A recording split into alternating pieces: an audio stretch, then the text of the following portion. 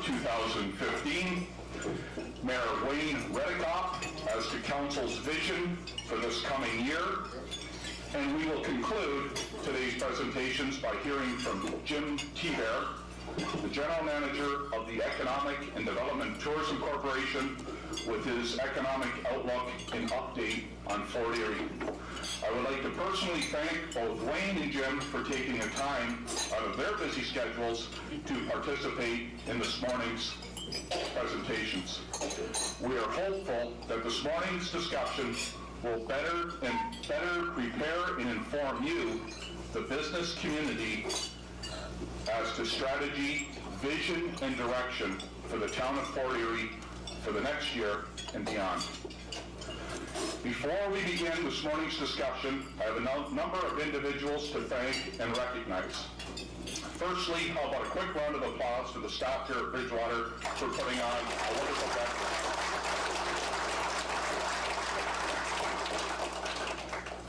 Secondly, I'd like to thank Trent Matthews from Answers Computer Service, who is videotaping today's event and will later be uploading it onto YouTube.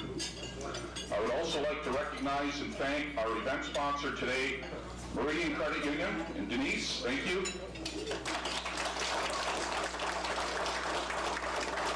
And our breakfast sponsor, Nye Sweet Shop, and Rebecca Nye. I think Rebecca's here. Your support of the Chamber of Commerce in today's breakfast presentation is greatly appreciated. And lastly, I'd like to thank our board of directors that are here today and in attendance, including Patrick Baychu, and actually if you want to stand, please, to be acknowledged. Patrick Baychu, Rebecca Nye, Dean DeMizio, Steve Hellwig, Andrew Harbour, Jonathan George, Adam Lampman, and Trent Matthews.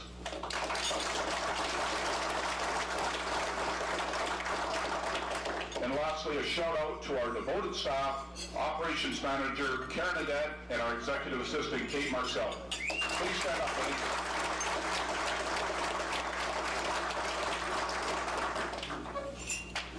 Thank you, Karen. I think Karen may still be in vacation mode. Yeah, trying. I will begin this morning's discussion by providing you with an update as to what the Chamber of Commerce provides and what our vision is for 2015. Upon finishing my address, I will call upon Mayor Redekop to provide his outlook on behalf of Council. When the Mayor finishes, I will call upon Jim Thibert to provide us with his economic update and forecast for Fort Erie. At the conclusion of the EDTC presentation, we will hold a brief question and answer period, so I ask that you kindly hold your questions until that time. We will endeavor to wrap everything up and have you out of here by 10 a.m. That all said, let's begin. What is the Greater Fort Erie Chamber of Commerce? The Greater Fort Erie Chamber of Commerce is a private, not-for-profit business network. Better get that right. Maybe I should start that over. The Greater Fort Erie Chamber of Commerce is a private, not-for-profit business network that services the communities of Fort Erie, Ridgeway, Crystal Beach, and Stephenstown.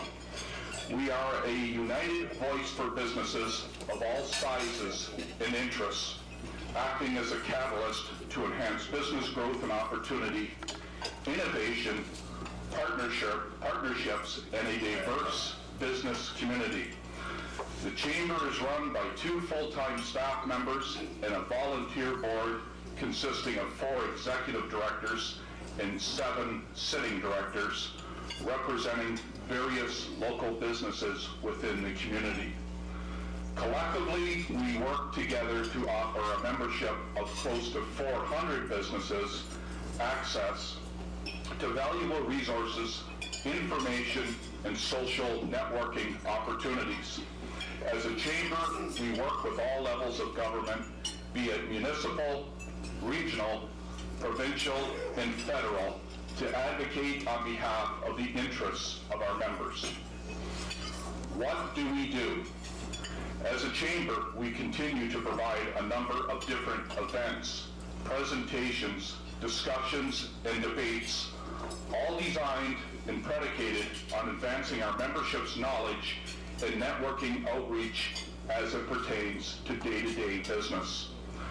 A variety of committees, educational seminars, team-building workshops, and events such as International Women's Day, the State of Fort Erie, which you're attending here this morning, the annual general meeting, which is scheduled for about 2 weeks from now, the Mayor's Drive for Business Golf Tournament, scheduled for June, our gala auction, which is held in November, our Business Excellence Awards, which are held every other year and will occur again this October, monthly Business After Fives, and our annual Bursary Award presentation are all examples of events and learning opportunities designed to educate and enlighten. With each chamber committee, we both welcome and encourage our membership to become involved and participate as part of our working groups. In the case of the gala auction event, it serves as a primary source of revenue in helping us to provide bursary award opportunities to our youth. Every year, the Chamber awards 4 $500 bursaries to local students. Typically, other local businesses join in, bringing opportunities for upwards to 12 student bursaries to be awarded. It is our way as a chamber and business community to offer our local youth an opportunity towards helping offset post-secondary education costs. In that light, I would be remiss if I did not recognize the MIAC table over here to my left that is here with us this morning.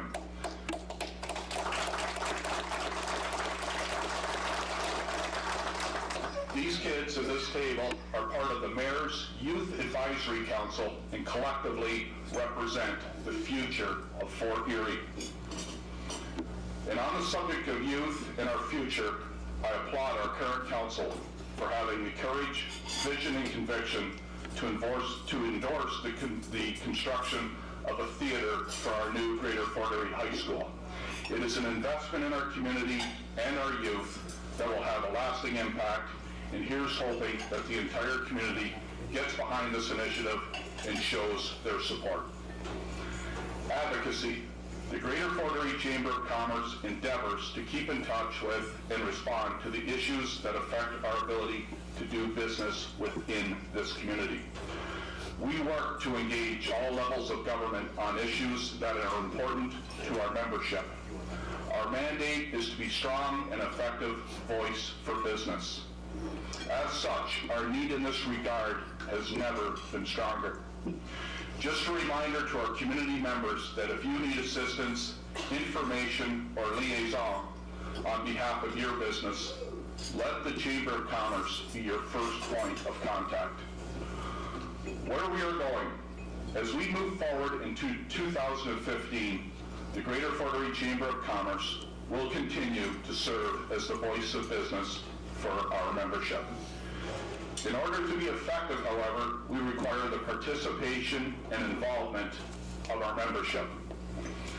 As you will hear momentarily, there exists tremendous opportunity within Fort Erie and by extension, Niagara.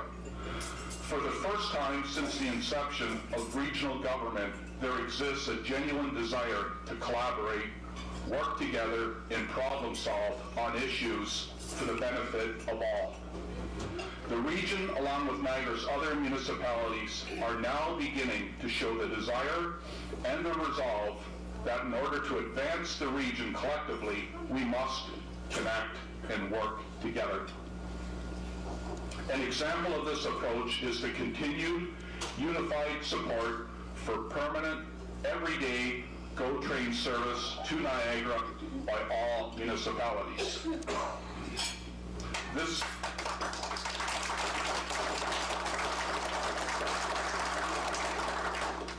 This sentiment is particularly positive here in Fort Erie, with marquee projects in the area being both contemplated and proposed.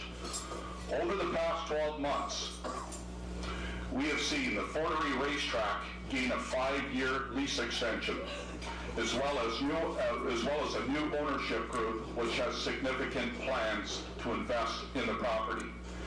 In November of last year, the Canadian Motor Speedway opened an office on Garrison Road, serving as another milestone to its much anticipated construction. Discussions continue with the Niagara Parks Commission over the development proposal for the Millers Creek Marina. These are all signs for Fort Erie that are positive. However, for varying reasons and circumstances, each remains at some sort of development impasse. As a Chamber of Commerce advocating for business growth and opportunity within our community, we must remain vigilant in our quest to see each of these development possibilities both supported and delivered upon. Our job as a chamber is to continue working in conjunction with our local and regional politicians and the Economic and Development and Tourism Office at advancing the economic importance of each of these projects and ensure they do not lose the attention of our provincial leaders. As for individual businesses in this community, it is incumbent upon each of you to prepare your business for the inevitable economic impact that each of these developments will bring. Begin planning now how you are going to leverage the resultant opportunities that projects of this size will deliver. As local businesses, our challenge will be to find ways to have this proposed influx of people take advantage of all aspects of Fort Erie. Aside from the proposed development opportunities contemplated and positive economic impact, other factors and events within Niagara should benefit local business this coming year. The falling Canadian dollar for the first time in a few years sits at a level which is conducive to attracting more American visitorship. The scheduled Pan Am Games, which will be coming to Toronto and played out in part at local venues in both Welland and St. Catharines later this summer, should also bring the opportunity for increased visitorship to our area during the summer season. In closing, for the reasons earlier outlined, both possibility and opportunity are before us, with the resultant economic and financial benefits intertwined. As a chamber, we are doing our part in assisting, promoting, and advocating. As a business owner within this town, the time is right for you to start doing yours by preparing, planning, and engaging to benefit from these opportunities. Thank you.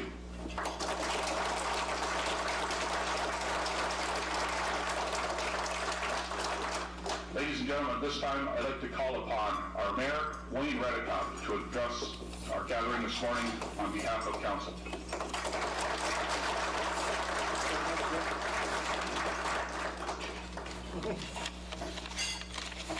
I should be reading Rick's notes. They're larger and easier for me to see. I'll have to remember that next time around.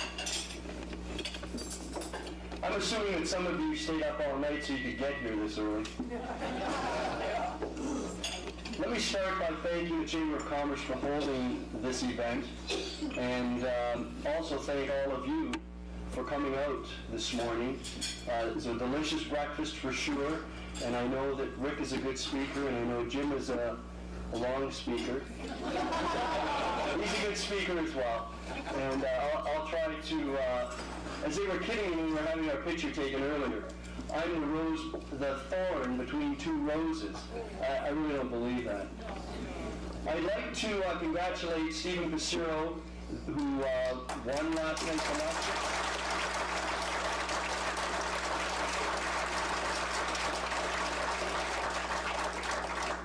And I welcome Stephen to the council. I'd also like to recognize Councillor Chris Nutt, who is here this morning.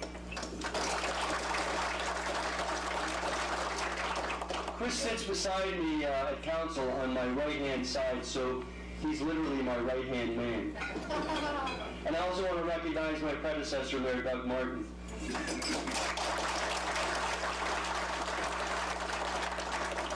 Who I must say is looking very relaxed. and smiling a lot. I see you smiling all the time now. And finally, I'd like to recognize the members of the Mayor's Youth Advisory Council who are here.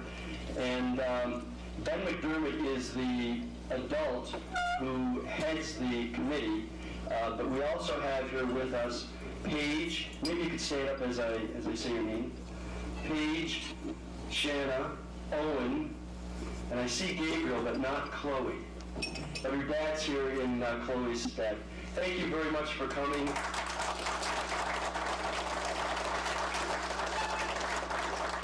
And as Rick mentioned, these truly are a reflection of the future of this community. And I've been very impressed by their tenacity, their interest, and their desire to do something positive in our community. So thank you. What does it take for a community to prosper? Location, natural assets, vibrant volunteer organizations, an educated, motivated population, effective governance. I suspect all of those, and all of you have heard about the importance of our border location.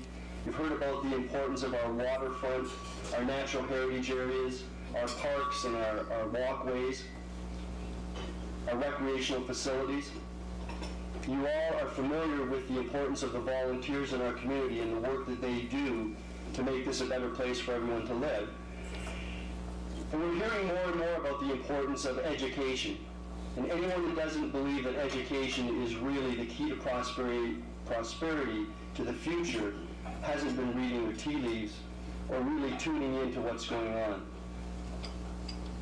But I want to speak today about governance because that's something that I'm familiar with and something that I believe is very important in making sure that our community prospers. As you know, we have a new council, and that new council was elected last October, with the exception of our newest councilor. And I want to tell you that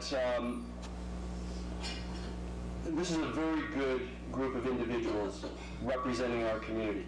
I know a little bit about councils. I've been on 5 municipal councils, 4 of which I've led. I've been on 3 regional councils, actually 4 now. And so I've seen lots of councils, I've seen lots of individuals elected to public office. And I can say without reservation that the town of Fort Erie is represented now by a very good group of individuals. They're good thinkers, they're good communicators, they're individuals who are dedicated, they're diligent, they're hardworking. None of them has an agenda. They all come to each council meeting or to any committee meeting or to any public event with one objective, to make this the best community that it can be. And so I want to assure all of you that this community is in good hands with this particular council. And I don't want to embarrass Chris. He's heard this, the other councilors have heard this before. But you can't really accomplish anything of significance without a good council. The councilors are certainly aware of the expectations when they took office, and they're aware of their responsibilities as financial stewards. They're aware of their responsibility as basically cheerleaders, because we're the individuals, and the mayor should be the chief cheerleader for this community. And I am, and I know that my predecessor was, but I've got a very good group of individuals supporting me, and we should all be proud of that. It's an unbelievable dynamic among these councilors. They all get along. They get along very well. They communicate a lot, both verbally but also through the social media. They're always asking questions. They always want to know if they can be involved in things. And so when we meet and discuss things, they're all very respectful. They can agree to disagree. And that's very important because the public sees that. The public sees what it is that we're doing on their behalf. And one can never overestimate the importance of that council dynamic. So from my perspective, that's a positive for this community. The other important factor since we've taken office is the town's image. And we know that there have been some issues that we've had to deal with. We know that in terms of the residents, in terms of business, in terms of developers, in terms of potential investment, we have to put forth a more positive image. We need to make sure that people understand that we are a team. And so we're working on that. We're conducting the town business in a respectful manner. When you come to a council meeting, you'll find that the councillors are respectful towards each other and they're respectful to those who come before us. We're ensuring that the staff has clear direction.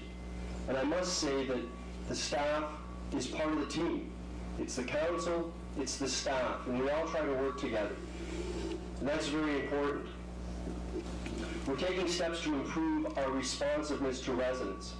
And that doesn't mean just the calls about the potholes or the inquiries about this, that, or the other thing. But it also includes things like broken water lines. And for those of you who lived in Fort Erie in January and February this year, you'll know that this was a particularly long, cold, and cruel winter. And it was particularly cruel with respect to the main water lines. And we had a number of water line breakages, but more important to the residents, we also had water service freeze-ups. I think there were probably close to 90 water service, frozen water services that our staff had to respond to. And so you may have heard stories. I was listening to the Buffalo News last night before I went to bed. In Niagara Falls, New York, there was a woman who was up. She was complaining because she hasn't had water for, I thought she said 3 months. And in places in Niagara, there have been individuals who didn't have water for up to 3 weeks. There are places in Toronto right now where they're just getting water service back because of frozen water services back into January, February. In Fort Erie, I believe that the longest time anyone was without water was 3 days. And I think most people had their water service either later the same day that we received the call or the next day.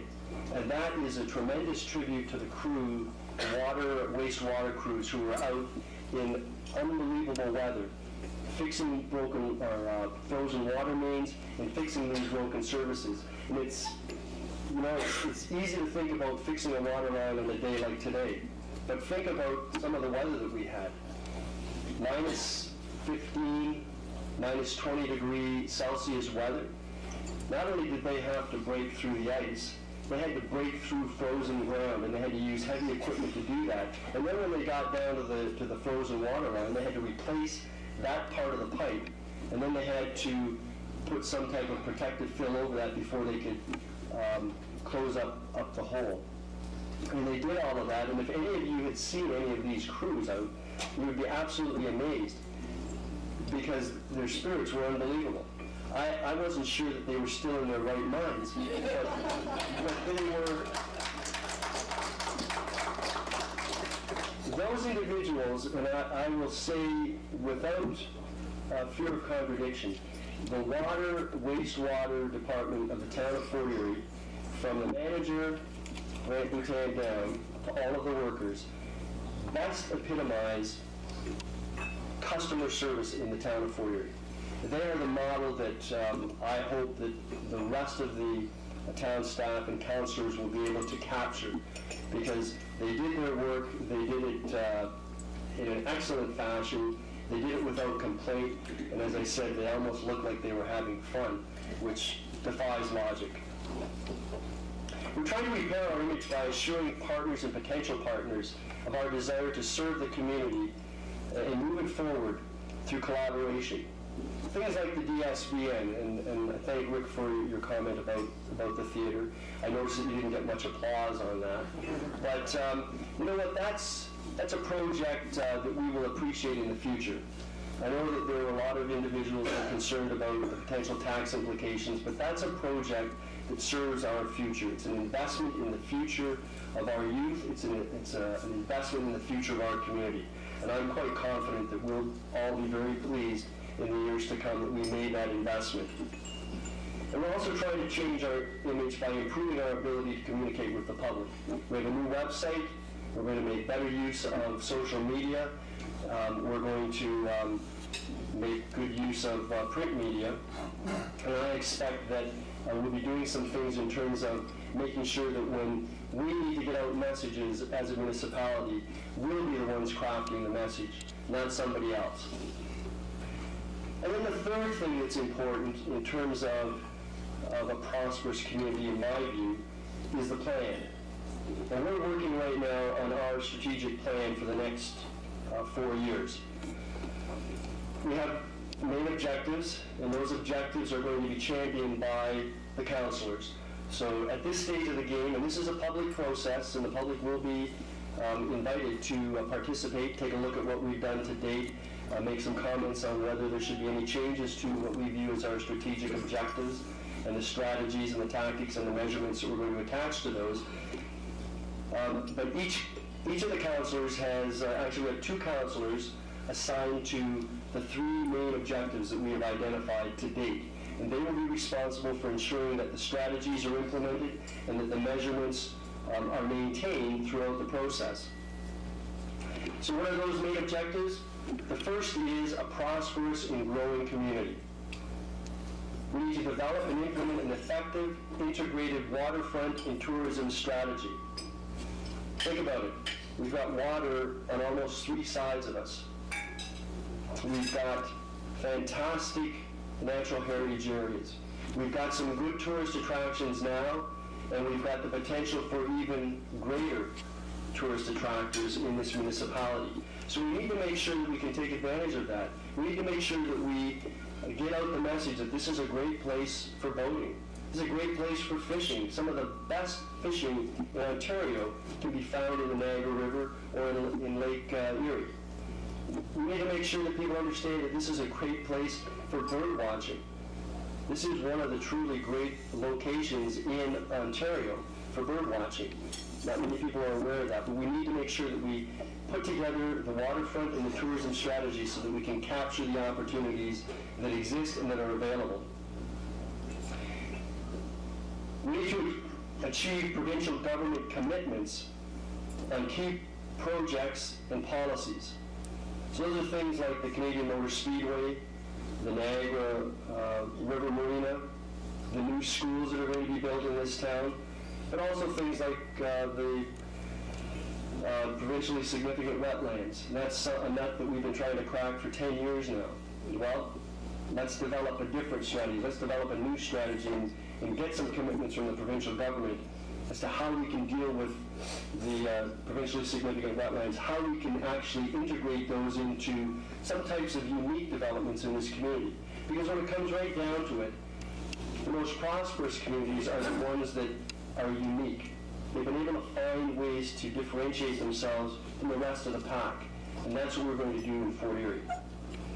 We need to find ways to get the slots back to the track, because that is, I think, fundamental to the long-term future of the racetrack. And we do have some new owners who are very interested in doing things at the track, and we'll support that. But we'll need to get the provincial government tuned in on some of the things that are necessary. And then, of course, there's the healthcare piece. We need to get some firm commitments from the provincial government with respect to the healthcare needs of this community. We're also going to engage local businesses in growth opportunities. They're here. We need to ask why. How come you set up a business here? Why did you move a business here? What is it you like about what's going on in Fort Erie? What is it we can do to assist you to be even more successful? And we need to attract post-secondary programs. As I said before, education is the future. We don't necessarily have to have a university or college campus here, although that is the long-term objective. But we can have programs delivered here by any variety of post-secondary institutions. And we can also, I think, work towards some type of training facility in Fort Erie. That's one of the weaknesses in Fort Erie, is we don't necessarily have the skilled trades that we need in order to prosper in some of the areas of economic development. The second objective is effective, sustainable infrastructure. We've all heard about the infrastructure gap. That's the challenge of being able to renew your infrastructure over the long term and having the resources available to do that. So we're in the process of adopting an asset management plan, which will identify the status of our infrastructure, water, wastewater, roads, bridges, sidewalks, parks, etc. It will also provide us with a plan as to how to allocate and set aside the resources necessary to be able to renew our infrastructure in the future. We need to leverage partnership opportunities. And a good example of that is our small communities application to run water and wastewater lines to the CMS site. It's a $42 million application that we've submitted to the provincial government, which will then presumably pass it on to the federal government. And if approved, it's $42 million, a third from the municipality, a third from the province, a third from the federal government. And the best part of that partnership is that our 1/3 will be paid for by the Canadian Motor Speedway. So we need to be able to do more of that in order to make sure that we have the infrastructure necessary for future development. We need to evaluate efficiencies by adopting improved technology. And one of the things that we did this year in our capital budget was approve a $2.2 million changeover of our street lighting from current traditional lighting to LED. And that will take place over the next couple of years. And when it's done, we believe that we will actually pay back that $2.2 million in, I believe, about 7 years. And then finally, we need to address internal and external public transit needs. We need to have an efficient transit system within Fort Erie so that people can get around, people that don't have transportation. For all of us here, that's not an issue, because I'm sure that all of us drove here or got a ride with a friend. But for many people, getting to work, getting to activities or events, some for students getting to classes, it's very important for us to have a public transit system. And public transit is always a challenge because there never seems to be enough money available to make sure that it's efficient. And you have to have a reliable, efficient system in order for it to be well used. But that's a challenge that we're going to have to face in this municipality over the next 4 years. And then finally, the third objective is strong customer service relationships and communications. We need to create and implement a corporate communication plan. And that may very well involve, as I said before, creating a capacity for us to craft the message that we want to go out from the municipality. We don't want somebody else to be crafting the message every time we do something, particularly from a critical perspective. We want to make sure that the public is fully aware of what the aspects are of what it is that we are doing. Because we want to make sure that the public is fully aware of everything that we do and the implications of everything that we do.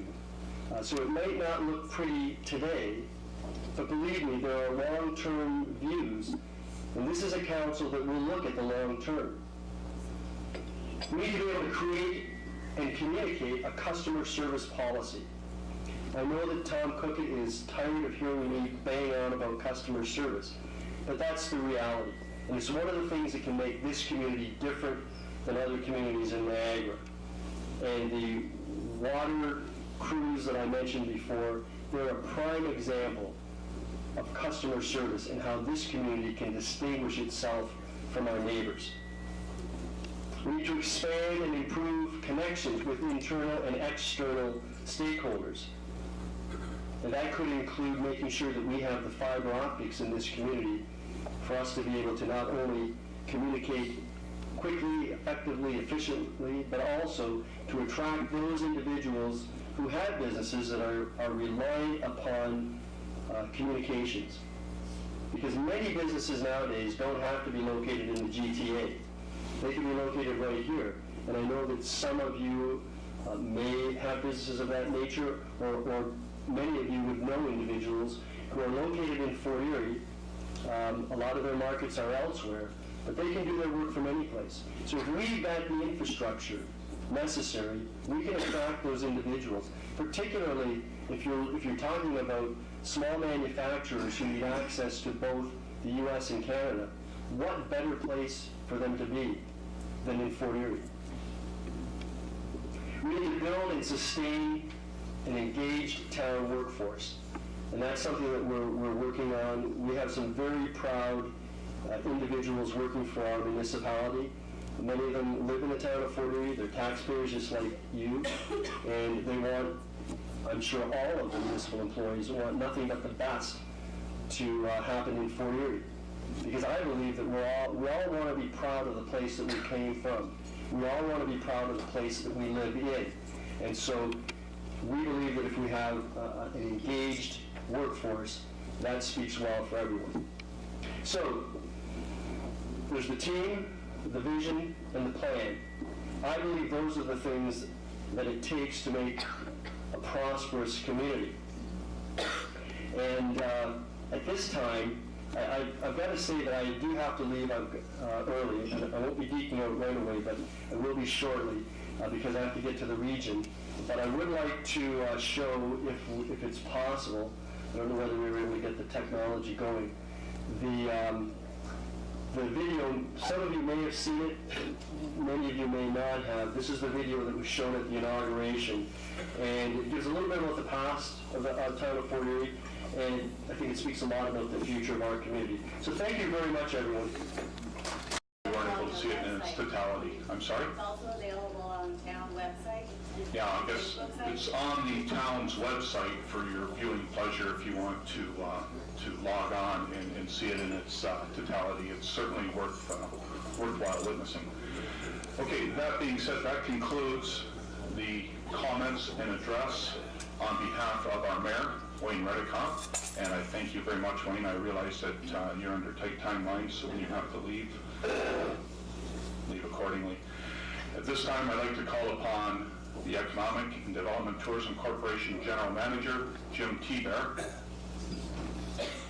Okay. Mr. Thibert.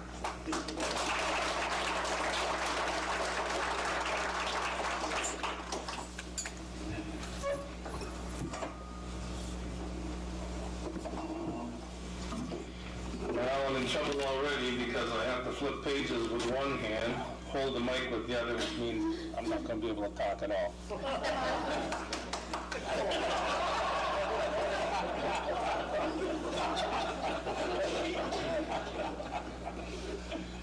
So I have to kind of calculate how fast to go through this, so there's some time for questions, and Mayor Redekop and the members of council have already been through a 5.5-hour briefing with the Economic Development Corporation and an hour and a half of this presentation at council. But I did want to go back and kind of revisit what this is all about. It's titled today, I think, The State of the Economy. That's really not what happened. Initially, like, we've been with the Chamber of Commerce together as partners in the same building for, I guess, almost 20 years. And we were chatting up one day and about this time of the year, and Karen said, you know, we're looking for ways of developing more activities in order to raise funds for the bursaries. And I was talking to her about how at budget, my staff and our office and our board do a tremendous amount of work through the fall. We meet with all the major business players, we meet with all the investors, the brokers, we meet with accountants, we go out to specific businesses, we deal with a tremendous amount of research data that comes in so that we can try to explain to council what the economy looks like. And it's a sad statement that there might be 15 or 20 people at that budget session. I know it gets recorded on Cogeco, but I don't watch Channel 10, and I'm not sure how many people do, waiting for something like that to show up. So the concept was born, let's talk about the state of the economy. And that's what we did for the first couple of years. We just talked about the state of the economy. And I remember Wayne Doug Martin was there, so what do? We said. I mean, it really wasn't for that purpose. Well, let's invite the mayor up, and he said a few words, and every year it's gotten longer. So my speech, to tell you the facts, has always stayed the same pace. It's always been the same hour and a quarter, and it's the mayor's speeches that have gotten longer over the last 4 years. So, in regards to this, one of the things about economics and understanding your economy is to understand where you come from. And I think it's particularly enjoyable to come to this event because we're actually dealing with people in business. And the foundation of the entire economic development strategy since that first year that we were restructuring the EDC, Redekop was mayor then, was basically we need to differentiate ourselves from our competition, something that business does every day. And the way to do that is fundamentally we're the little engine that could.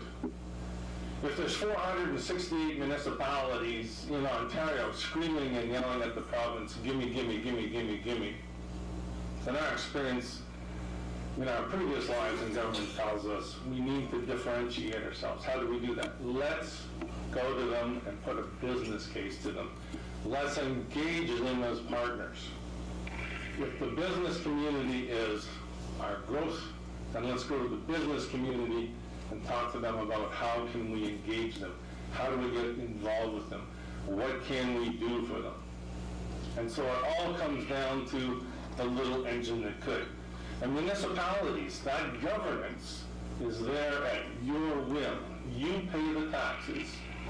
You pay for the people who work for you to pay taxes. And those people are out there. They deserve service. And that service should come right back to their employment. That service should come back to what keeps the economy affordably moving, and that is you. So if you did anything today, you should all give yourself a big round of applause, because there's about 880 major businesses in this community, and they're not all here today. They're all busy working, or they're not interested. And when we take a look at what the number one problem is, we can see that every election when we get less than 35% of the people involved. So that's their God-given right. But what we really need to do today is to get more of you, more businesses, and more people to understand. For us to do our job, we need your support. We need your support by talking to the politicians when you get a chance. You need to be talking to the Rob Nicholsons of the world.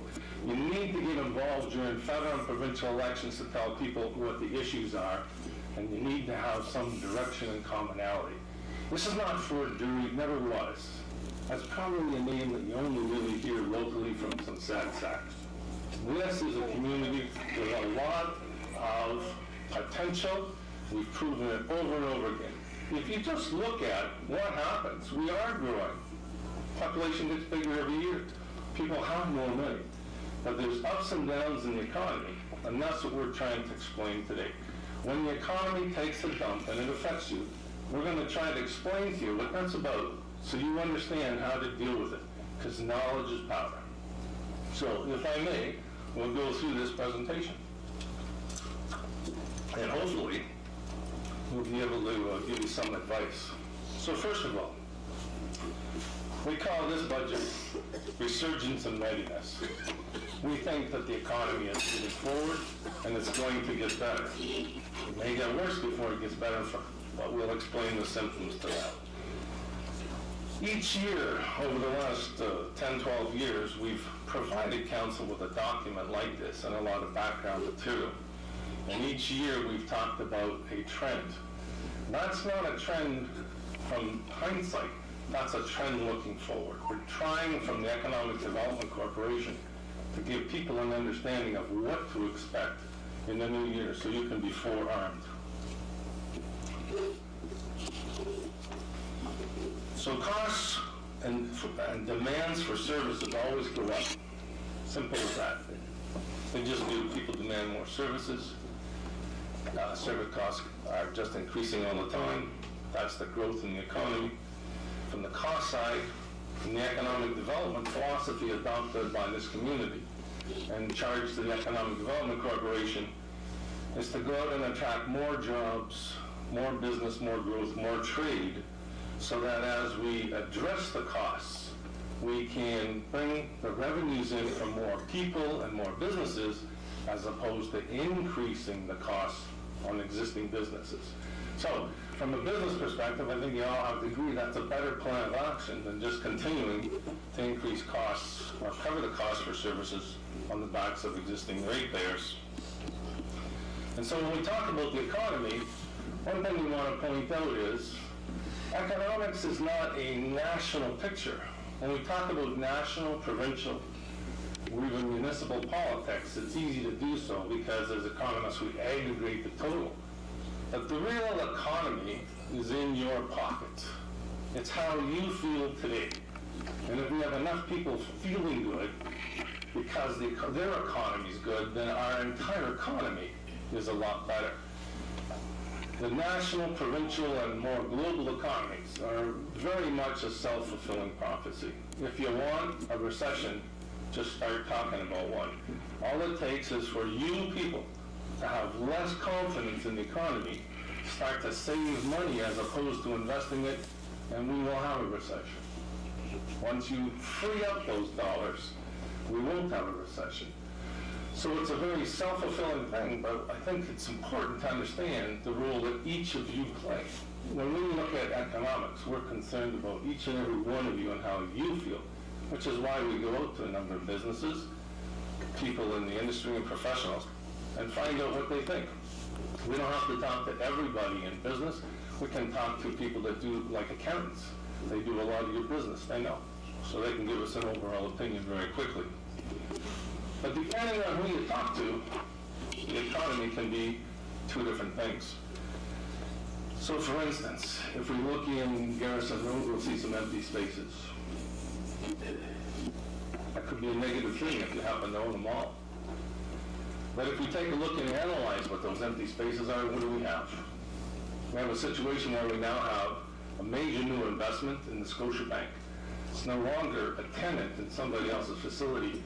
It's demonstrating confidence in Fort Erie by putting a standalone facility right up there in the corner, right next to the highway where people can see it.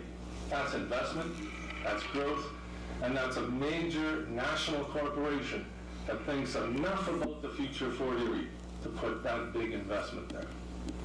When we talk about the LCBO, same thing.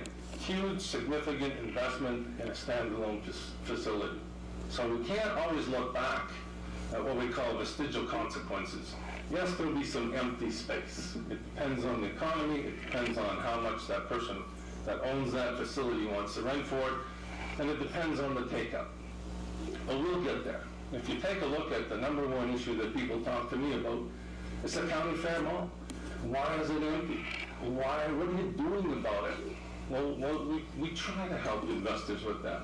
We can't help it if people buy facilities, don't understand the market take-up, don't really do enough due diligence on their facility, and then we end up with something like that.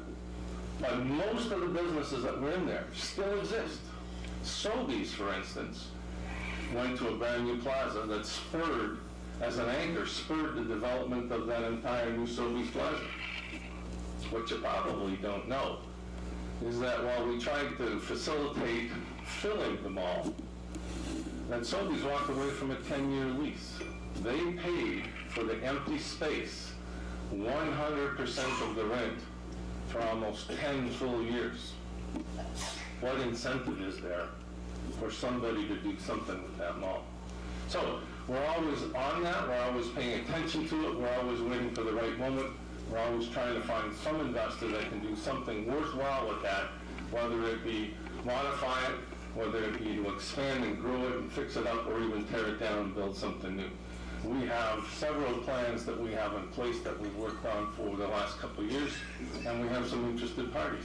But the willing purchaser and the willing buyer have to meet. We don't do that. So that's a good example of when you're talking to somebody on the street and they say the economy sucks, please ask them the next question. Why would that be? How does that affect you? Because it comes as different views. If you talk to people at Nova Scotia Bank, they think it's fabulous right now. Same as the LCBO. If you talk to the owner of the facility in the mall they vacated, not so much. But overall for Fort Erie, which is our responsibility, we have positive growth and positive investment.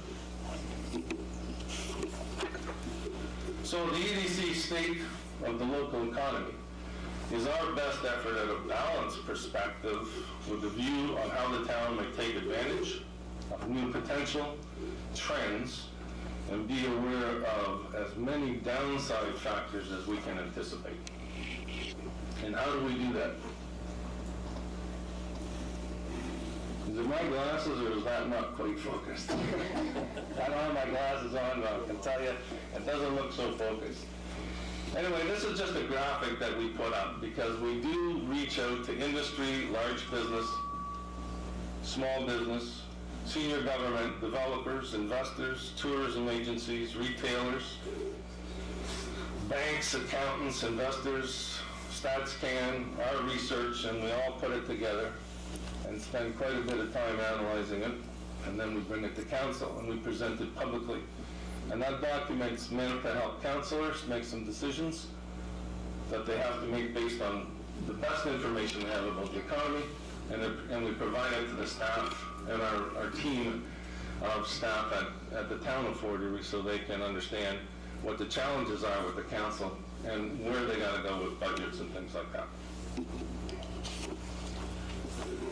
And so just a little bit on the Fort Erie Economic Development Corporation. When we started this, there was initially 16 people on the board, 2 of whom were councilors. And so what we did was we said, I mean, you folks do business. You have meetings. Did you ever try to pull 16 people together every Tuesday morning? It's just impossible. So what we did was we took those board members and created the membership of the Economic Development Corporation to meet our corporate responsibilities and governance. And we reduced it down to 5, 3 of whom are past business executives and 2 of whom are councilors from the town of Fort Erie. So some people might have heard, well, there's brouhaha about accountability, transparency, and all that kind of stuff. One would think that when your vote from the town of Fort Erie goes from 2 out of 16 to 2 out of 5, that you'd have a pretty good handle on what's happening over there. And they do. So what we need to do is to realize what the Economic Development Corporation is all about, how it's working every day for your success in terms of marketing, in terms of what we do. One of the things that you have to understand is we don't create jobs. When I started here 13 years ago, we had 3 people. We still have 3 people. We don't create jobs. What we do is we try to create the opportunity in Fort Erie for you to create jobs. We have to try to create an environment that's conducive to you creating jobs. The town doesn't create jobs either. Right? So, while people would sometimes think that we are at odds with the town of Fort Erie, we aren't. I'm on the senior management team. I know my colleagues very well. We've always worked as a good team. But it is our responsibility, this is what the town has charged us with, is to tell the community when we don't agree with a policy.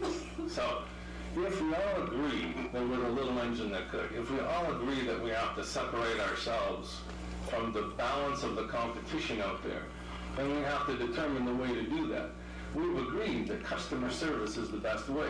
We can't really give away grants in Ontario to attract business. It's not legal, although now we have a little program through the region.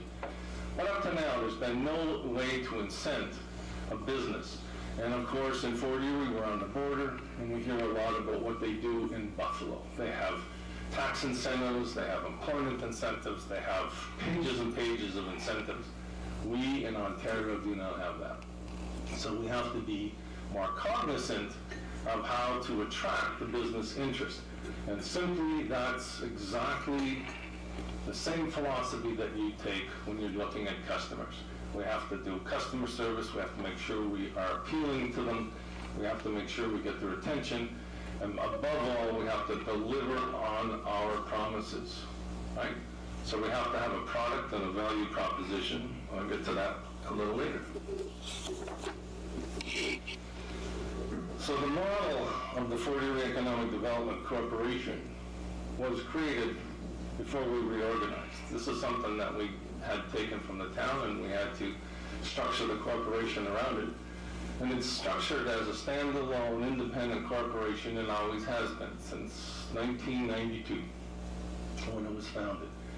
And the reason for that all has to do with the Municipal Act and the way in which municipalities can deal with business. They fundamentally can't deal directly with business.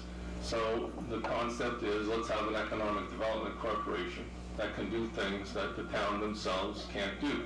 And I think we could put up a list of a whole lot of things that has occurred that way, where we've had successes in attracting businesses or helping businesses expand or recover that the town themselves couldn't do.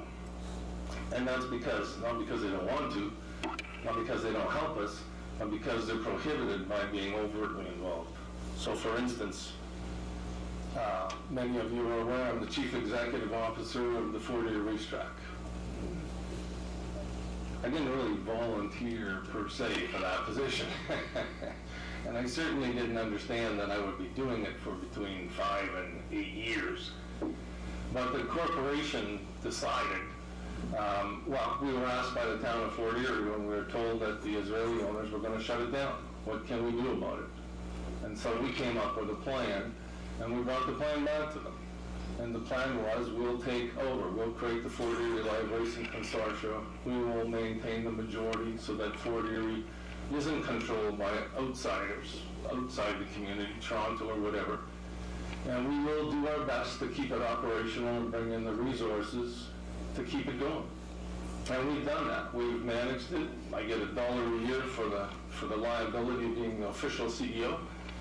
We maintain 200 jobs over there. We have between 400 and 500 horse people in the summer. We spend about $15 million, and we create about $27 million worth of annual impact in this community directly from what happens with who we bring in from the community, our patrons, our fans, and our bettors. And so that would be a huge hole in the economy if we didn't have that, right? And simply put, I can recall having a meeting with 745 people involved at the time, and they yelled out, "What do you know about horse racing?" And of course, that's those naysayers again, trying to embarrass us. And the answer was one thing: you people ran it into the ground. So give us a chance to put it back on the rails. And so we're pleased to tell you that we've been able to keep it alive for 6 years coming up. And we now have a 5-year contract from the provincial government, and that's $40 million that they've committed to keeping this place alive and running. Can we keep it alive and running through your tax dollars? Nobody wants to see that happen. We had to come to the town last year and this year because the province insisted that we have some skin in the game. Wow, how is that against the rules? Well, it's not. It's the little engine that could. So there's a lot of people that would say, well, why should we put money in when the other 14 tracks or 15 tracks aren't putting any money in from their communities? Just a little engine that could. Now what we do is we want to build on that and say, we could also do slots. We could also do some of the new OLG gaming here. We could also do single-line sportsbook here. Why? Because we've proven that in Fort Erie, we have the skills, we have the resources, and we have the community resolve to get this done. That's how we separate and differentiate ourselves. But the independence of the corporation, for as much as you can say it's independent, we clearly deal with the council and the senior staff on a daily basis. I can assure you there's absolutely no decisions of any consequence that aren't made with council's permission. Never have been, never will be. We work as a team. But we do have responsibilities to you.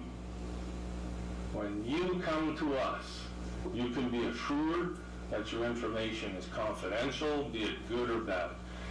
You can appreciate that we will maintain and keep confidential your business plans. We keep your name confidential to the board, and we have never had a leak, touch wood. Never. There's a lot of people trying. We have no idea whether we want to know those things, but we can tell you one thing. They established this as a standalone facility so that when you come to the mall, where we're in, right at 660 Garrison, nobody else knows your business. That's why we're there. That's why we're in that little spot. We also report to council, and the only time we would bring up privileged information from business is if you agreed to because it facilitated your success in achieving a goal, whether it be expansion, land development, service requirements, or whatever. So there's a lot of people that think there's some type of mystique about the EDC, but the truth and fact is I give people way more information than they've ever asked, because I believe I can prove to you there's more people out there that insist, please don't send me any more emails, than people that say, I don't know. So you should be, as the business community, very satisfied that as we go through dealing with major corporations, whether it's Ferguson, Newdorf, Airbus, or it's the corner store, we keep that information confidential, and we respect that. We're also your straw dog advocate.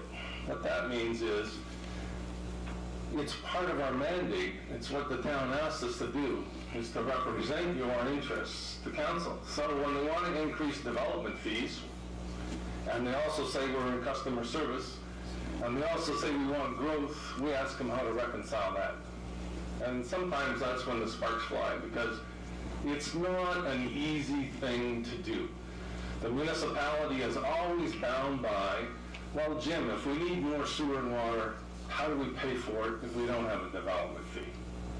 Our argument's always the same. It's a question of pay me now, pay me later, but when we're trying to attract business in a very tough business climate, perhaps it's time to worry about pay me later right now. And so when we are in the good times, we can turn around and adjust it.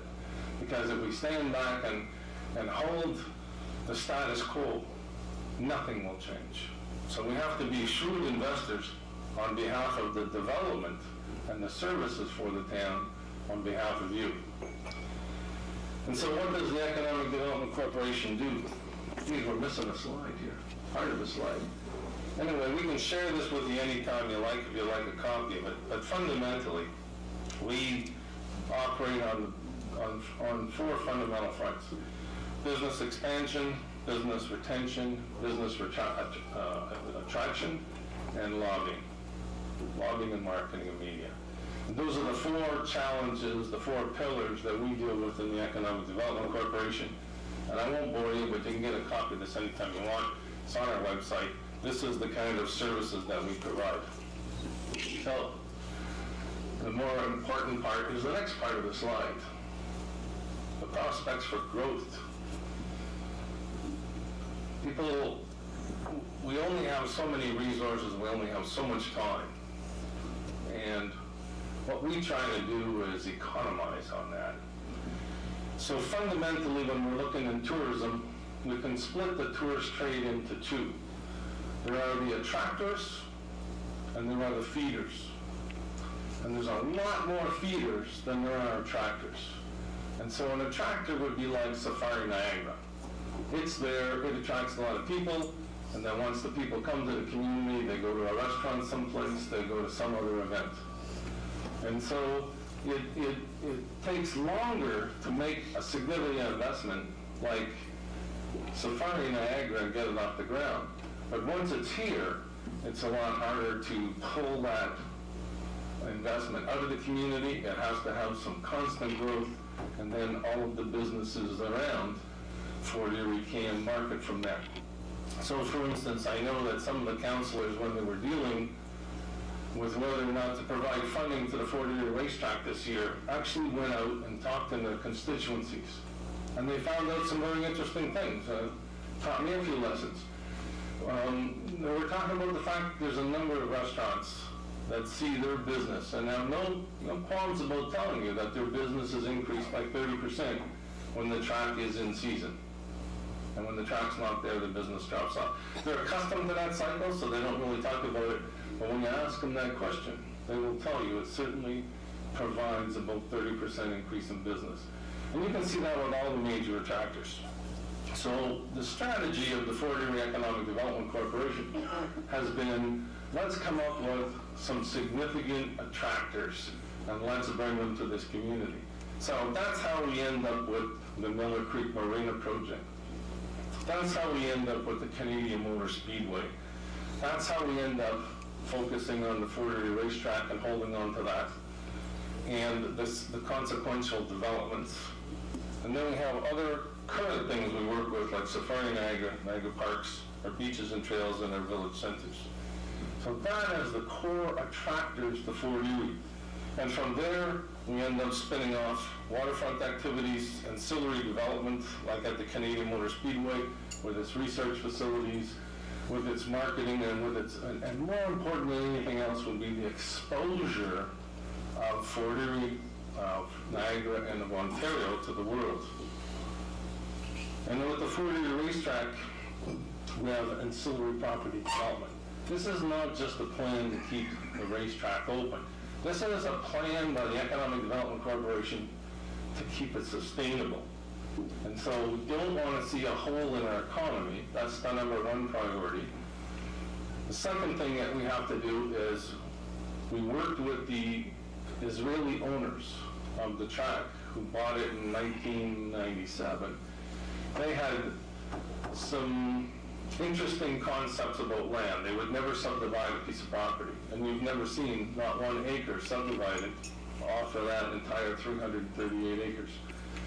And so we convinced the government of Ontario back in 2007 to give us $2 million to work towards keeping the track open. And we invested, as the corporation, $500,000 in a development concept for the property. You might remember that was Isaac Chuba. He was talking about a $300 million deal. So what we did was all the engineering studies. We worked with the town of Fort Erie staff. We came up with this master plan. So we know that property, you know, inside out, we know what's under the ground, we know how fast we can move it, we know that it's shovel ready, we know that it's zoned. And since that point in time, my colleagues at the town of Fort Erie have been making certain that it can pretty much handle anything. It's got a unique zoning on it, and so as we go to develop a significant project, we shouldn't have any delays in this. What happened was that proposal came out just around 2008, and that's when the bottom fell out of the U.S. market. And LAD had somewhat around, I think, $10 billion invested in housing in North America, and it hurt a great deal. So they took that development proposal on the side. But what we did was to say, listen, we're going to invest this $500,000 as a partner. But I think the project, in terms of study and design, came to over $750,000. But we own it. If you don't develop it, we keep the rights to this proposal, and we'll use it to promote to other developers. We've been doing that steady, and particularly more so over the last 2 years. We have attracted American investors. So we have the Thompson, Mosey, Castle, Palladino group that have bought it. I can tell you right now, the EDC is working with 4 different groups to buy either major components of that property or to actually buy them out. So we'll have to see how that evolves, but we are working every day with these groups. Many of them are foreign investors, all of whom want to see the track succeed as an anchor to the development. So we think it's very exciting, but it's not been easy to sell 338 acres to somebody and now try to do that again. It was 15 years before anybody could move that property. And I can tell you, I'm very proud that we did that last year. So step 2, first of all, keep the track alive in that category as an attractor. Get the property over to some developers and get it freed up to people who want to develop in Fort Erie. And then let's bring some partners on to move a whole lot more money onto that property. Because we aren't talking $50 here. Everybody that we're talking to is $100, $150 million, $200 million investments. And so these are prices, but it all comes down to cost, it all comes down to timing, it all comes down to collaboration, it all comes down to positive thinking. So the whole goal here, when we look at the marina, for instance, I think I can talk about that. Problem is, people say to me, well, Jesus, it's been around for about 7 years, Jim. I go, yeah, you know what? First of all, as business people, you know your biggest number one issue when you have an issue is identify it. Then the harder part is, what do we come up with solutions? And then usually the harder part there is, how do we come up with the money and the time to implement the solution if we get to that stage? Well, we've run into something in Fort Erie that I've never been experienced with. How do we hold on to the money, the idea, and the investors for 7 years while the government comes to the reality that they got to stop talking about job creation and do it? We have 2 foreign direct investors that are running the biggest housing development in Niagara. That's the one, Empire Group, over on Kmart Road. They have sold 500 houses in 18 months. They're 4 phases ahead of where they plan to be.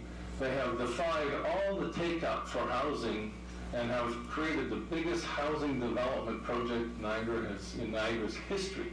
And these are the people that are behind the marina. We attracted them here. They have confirmed as of December, along with, I think the mayor of the day was there, Doug Martin. We had Tom Cookett. We had our CAO of the region, Harry Schlang, there, and a few other people. My colleague Bob Sagan was there. They confirmed, the Minister of Tourism, we have $200 million on the table.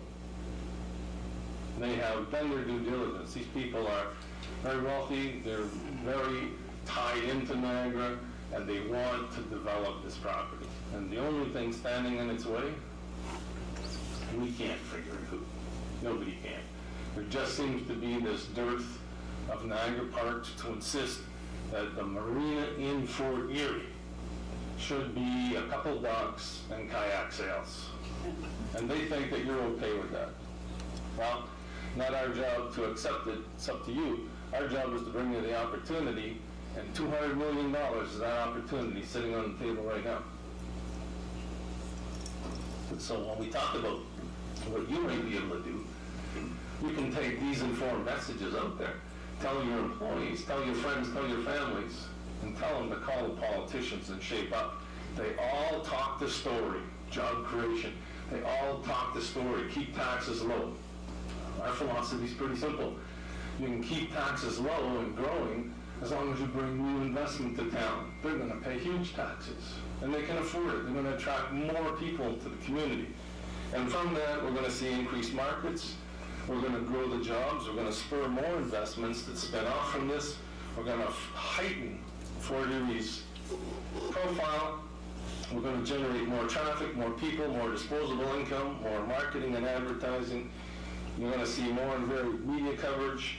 You're going to see more and greater market reach. You're going to see greater reputation for investment handling, how we handle these big investments, an increase in municipal tax base, regional tax base, all the economic spin-offs, increases in entrepreneurship.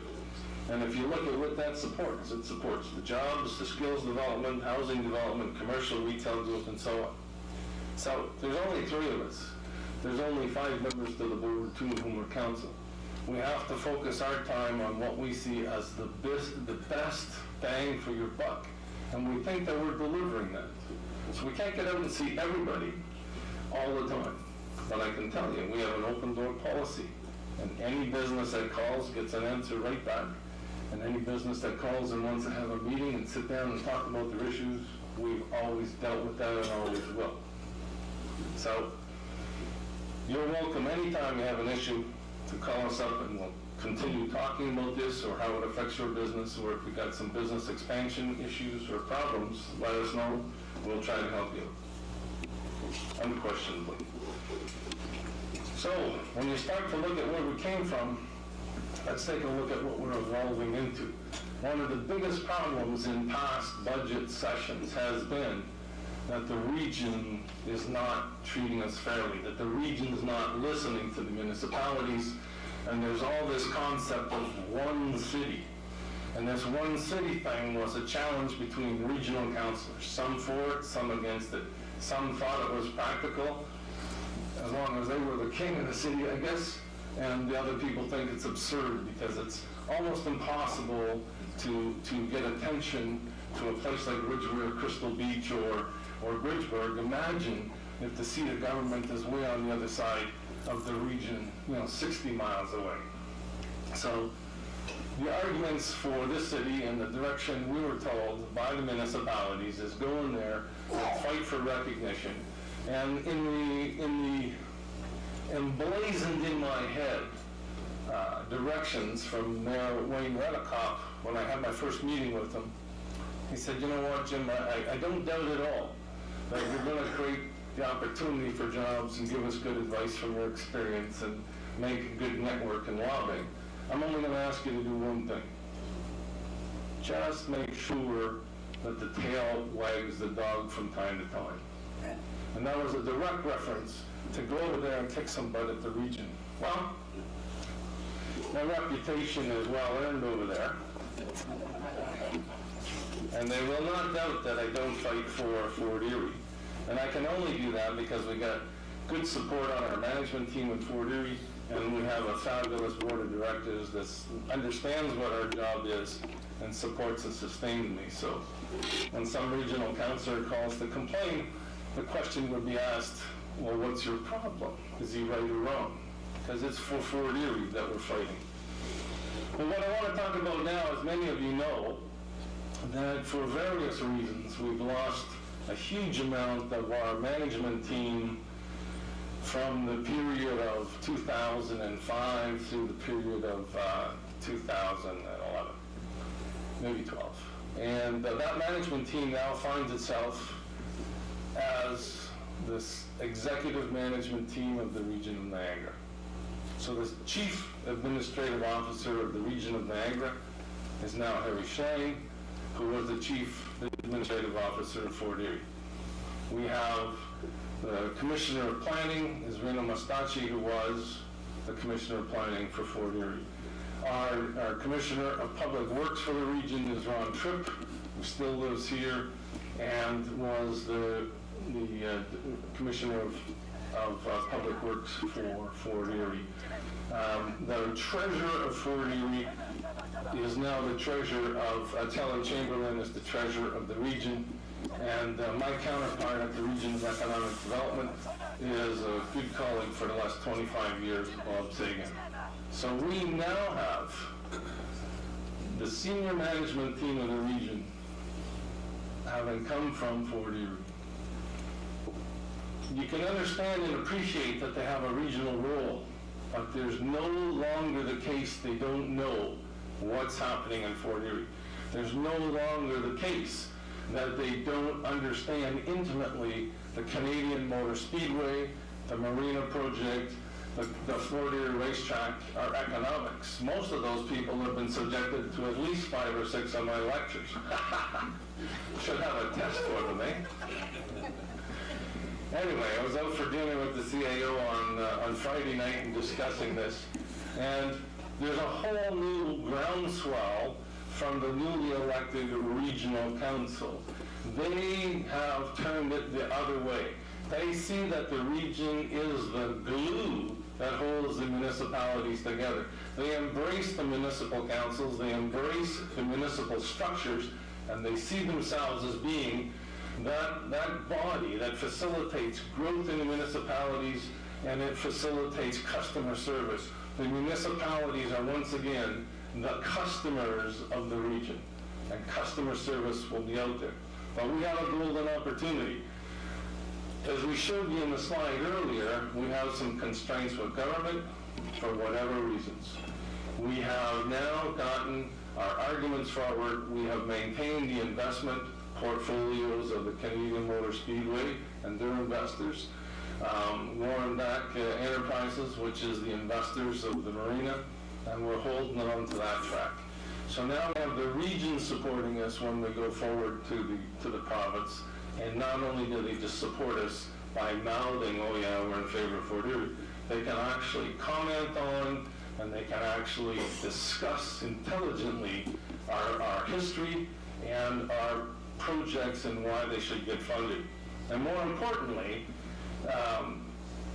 there's a lot of people from staff in this room that got promoted up the ladder when they left. So they all are a team. It's like Team Fort Erie for a change, and we need to exploit that.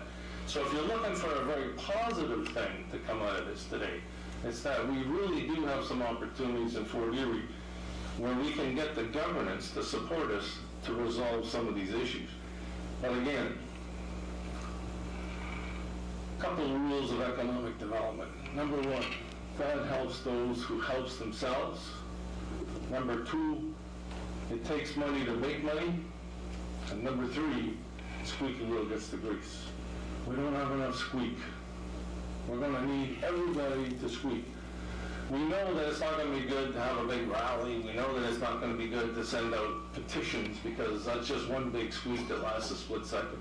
We need every person to intelligently talk to other people and to get them whether they're at functions, talk to Rob Nicholson, talk to Wayne Gates, talk to whomever you can, and if you're politically involved, talk to your riding associations and tell them this is Fort Erie's year.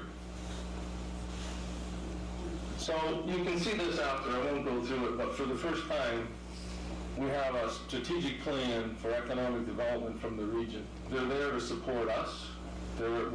Myself, my colleagues from St. Catharines, Niagara Falls, Welland, and Park Holborn worked together with Bob Sagan, the Director of Economic Development, and we pieced together a strategy along with the development team at the region. And so this is all designed to support us. I can jump ahead a few pages. You can always read this online.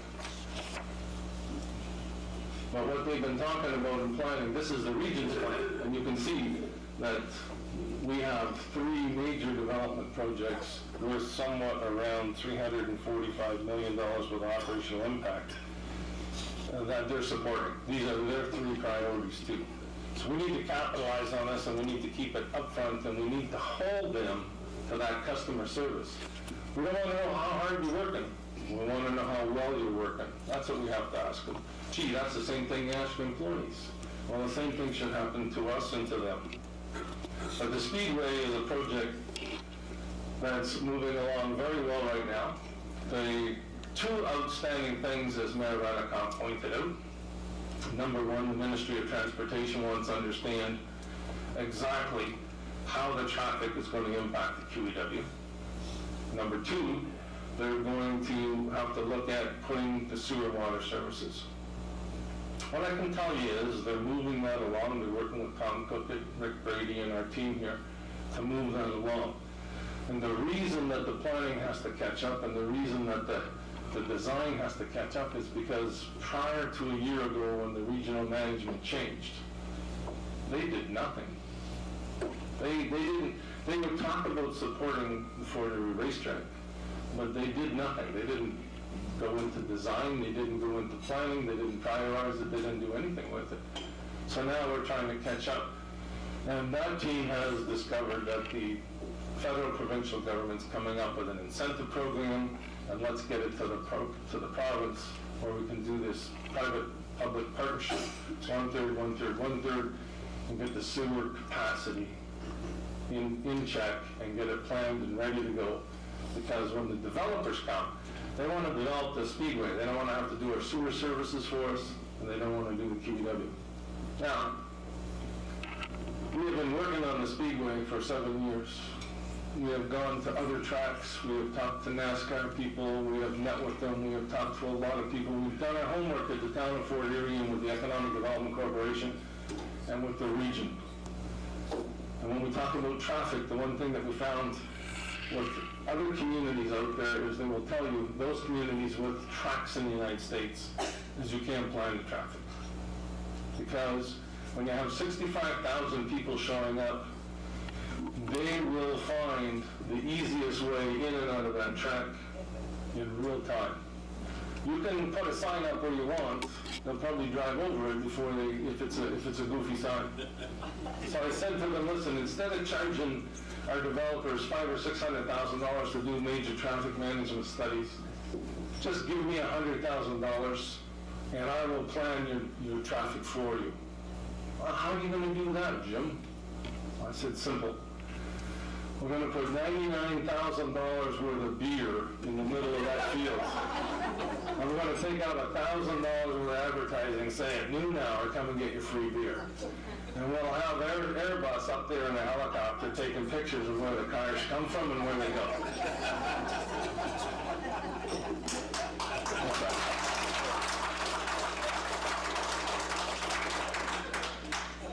Now, I'm an economist talking, not an engineer, but we got to deal with engineers, so we got to do $700,000 worth of studies. But we will get there. We will get there, believe me. So, as we mentioned at the opening of the office, and there's Claire over there, Claire McSwain, local girl, done good, working as the executive to the Speedway and lands the office on Garrison Road. It's not in our nature to say if the track gets developed. If you want it to happen, it's a self-fulfilling prophecy. Talk about when the track happens. Not when, but when. We need to convey the message that it's a great plan. Again, we came up with an idea, we came up with a solution, we came up with the investors, we got the design. Hey, we've done all the work for the province, let's get this done, right? The investors are getting tired of hearing if, and so we need to talk it up, and the best place to start that is right here in Fort Erie. This is going to be such a huge national impact. We quantified it. We can't explain it, but we quantified it. If you were to buy the advertising at full rate for a NASCAR Cup race for the weekend, the impact is about $1 billion. So that's the amount of advertising you get. Just even with our Fort Erie racetrack, for instance, we have a Mickey Mouse little $225,000 budget. The predecessors used to have $700,000 to $1 million. We got $225,000, and Elisa and the team from the track make that work. But last year, TSN came in and covered us for an entire hour, and they spent 3 weeks doing a video on Fort Erie. And if you want to see something that makes you proud, you watch that 1 hour video. But that video across Canada, that was across Ontario, it's in constant replay. And we couldn't afford to pay somebody to do that at that level for an hour on national broadcast time. And during the race, when that 6 minutes was in play, pre, during, and post-race and replays, the numbers just went through the roof. So it's great to see it. I think we have it on our website at the Fort Erie Racetrack. Do yourself a favor and watch an hour of Fort Erie, because the track itself is tied right into the history of Fort Erie, and it's all about Fort Erie and all about your home, and I think you'll appreciate it. The Miller Creek Arena, we have, this thing to some people, because we don't expect you to understand what we do on a daily basis, but we're moving these projects forward daily, and weekends as well. But for instance, we're talking about 350 slip marina that can take 45 to 65, 70-foot boats and bigger. We are right now, everything is fundamentally designed on the inside. We're looking for the clients to develop what's called the in-water engineering, which is the more difficult part, which is in the Niagara River. So you look at it and say, well, yeah, nice that somebody with $1 million shows up with a boat. What's that do for me? Well, we're talking about 345 people with $1 million boats or better, and they're going to go someplace. They're going to get off that boat. They're going to need taxi rides. They're going to need bicycles, and they're going to go someplace. They're going to want to golf. They're going to want to go for wine. They're going to go to Niagara Falls. We didn't design this project so that they can go elsewhere. We want you to take advantage of it and give them a value proposition to get into Fort Erie. That's what you have to be thinking about if you're in the service industry. How do we get them from the marina to here? And on top of that, when we deal with the in-water portion, it's being designed to take boats, actually ships, I guess, that are over 300 feet long. The number one growth in that type of tourism is Great Lakes cruises. And they take place, of course, in the summer, because otherwise it'd be the Great Lakes ski trip. But during the summertime, you're talking about cruises that can go through Lake Erie, cruises that can go down, or to and from New York, actually. They can get down the canal, the Black Rock, They can come up from, in their boats from Finger Lakes and the wineries there. They can go down to them. So it's a good international project. And we are talking about major cruise lines coming to Fort Erie. So the question is no longer where do we get business. Business is there. It will be there. Well, how do you get it? How do we help you get a value proposition to take advantage of that?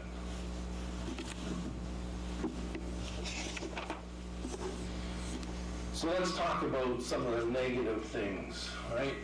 And we don't look at them as excuses. What we want to look at them as, let's understand them and understand the impact. First thing you need to understand, over the last 3 years, we know what the economy looks like. We know that people are hurting.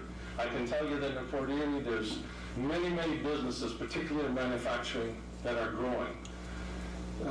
The challenge is whether or not we can grow them in Fort Erie, because we've been implicated with wetlands and regulation and costs and things like that. But we'll work that out. But let's inform you about what the problems in the economy are, so you're informed, and we might be able to turn that around with a solution. We have a weak Canadian dollar. I come from a border community, Sault Ste. Marie. The difference between Sault Ste. Marie and Fort Erie, even though Sault Ste. Marie is about 2.5 times larger, is that it's got a very small sister city across the border. Whereas when you come to Fort Erie, we got a city over there that's 30 times bigger. And so we have a lot more choice, a lot more variety.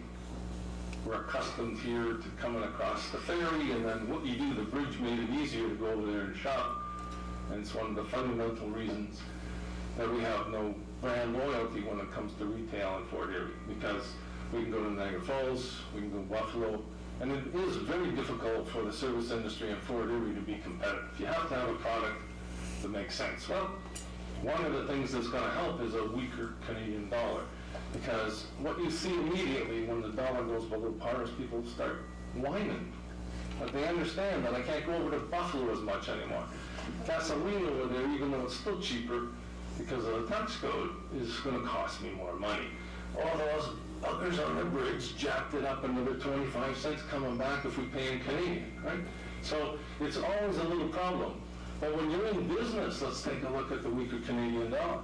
Weaker Canadian dollar means a lot of things. The American customers that we had that couldn't be motivated because of the passport issue were also implicated with a passport issue when the Canadian dollar was high. So we know that if the costs go down for our American marketplace, they will respond. So we know that the first implication to the lower Canadian dollar when it affects people like you and me over there is, hey, we're going to go on vacation. It's about time. Let's go back to Canada. Well, they're not getting on a plane. The first impact is rubber tire industry. That's exactly what we are. 1, 2, 3 days, right? They're not coming to Fort Erie for a week. And a lot of people aren't coming to Niagara for a week. Our rubber tire industry, our overnight trade is huge, and it hasn't been there for the last 3.5, 4 years. So we expect that you will start to see tourism pick up because the price of gas is lower, because the Canadian dollar is lower. And what does it really mean to you? It means shop at home. So there are people out there that believe we should kind of force people to shop locally. Well, this is going to do it for us. You're not going to want to spend the money in the States and lose 28%, right? You just don't want to do that. So those are good things that could happen from the weak Canadian dollar. More importantly, from the industrial side, we're an export community. The vast majority of the products produced that people work for in the manufacturing side is export-oriented. Almost all of it goes to the States. And we know two things. Number one, we're far more competitive when our dollar's weaker, particularly if we're manufacturing in Canadian dollars and selling in U.S. And so we'll see a resurgence in that. The manufacturing industry has been working with us for over a year on this concept. They have to get ready 2 to 3 years in advance. So we alert them to the potential that there is an increase in the U.S. dollar value, and how can we help them export more. When it comes to expansion, we have some significant issues. When it comes to business attraction, or pardon me, business retention, we also have some issues. We have major problems with skill shortages. Again, this is probably the 7th year I've been in front of council. We identified skill shortages a good 5 years before the government of Canada, Ontario started speaking about it. And we're telling people that we can't fill jobs. We can't fill high-end, we can't fill executive, and we can't fill technical jobs because of skills. So if you're looking to attract people back or give advice to, your grandkids or your kids, start thinking about what you want to do for a living and where you want to work, because we will always be short somewhere in Niagara for skill sets. The easiest thing to do is find out what you like. If you like, helicopters, if you like to learn to speak French, if you like to have a future perhaps going around the world, well, there's Dwayne Charette and our Chief Financial Officer from Airbus over there. And have a talk with them, because they just employed 40 more people. They just got a nice little grant from the government of Canada and Ontario for a new expansion project. But on the other hand, when you're talking to them, you better have a little chit-chat about them, because Airbus just lost a major court case over unfair tendering processes by the federal government in replacing their fleet of helicopters for search and rescue for the Coast Guard. And so they've been fighting this battle. They've engaged us and the mayor, and we're aware of it. But what happened fundamentally was they designed a set of criteria that only one company in Canada could actually bid on. It's located in Quebec, and its home base is in Texas. It has nothing to do with our relationship here in Fort Erie, with a plant that's been around for 25 years and is prospering and growing throughout the world. So all we're asking once again is for fair play, but you need to know these things so that we can talk to our politicians. Hey, how is it that you just allowed the government of Canada to beat them down over here and create a set of conditions where Fort Erie couldn't bid? Okay, we love Quebec. My wife's from Quebec. I don't want to give them our jobs. Don't care what they say. My wife's not here. We also have cost of inputs. Probably the greatest threat to Ontario right now is the cost of inputs for electricity. There is no exaggeration about how difficult this is, and Fort Erie's been speaking about it for 4 years. So why do we know about industry and jobs? Because we talk to our businesses. They tell us the shortfall. We end up collating information, and we're years ahead of where the trend is. When it comes to energy, why do we know about it before anybody else? Because Fort Erie is unique in the province of Ontario. We have our own energy company. We have Canadian Niagara Power. And they sit us down and say, hey, listen, this is what you need to see, and this is what you need to know, and this is where it's going. And then we collate that with our data and with our knowledge of the government, and we start to say, wait a minute. Our trading partners in Buffalo are now able to give long-term contracts for energy produced in Ontario at 30% less than our companies are paying. Wait a minute. Didn't they say they want growth? Didn't they say they want economic prosperity? Didn't they say they want increased taxes? I didn't know they meant for Buffalo. So that's what you got to talk to your politicians about. It doesn't make any sense. We're here trying to bring this to your attention because it should be here in Fort Erie. And it's a simple little thing. Anybody wants to understand that, I've shown it. It's on our website, and I can talk to you directly. But there is a site called IESO.org, I think. And IESO is the Independent Energy Suppliers of Ontario. And you'll see a graph up there in real time of the demand for energy today, the peak so far today. It will show you the cost at this point in time, because every couple minutes it changes because it's worldwide spot demand.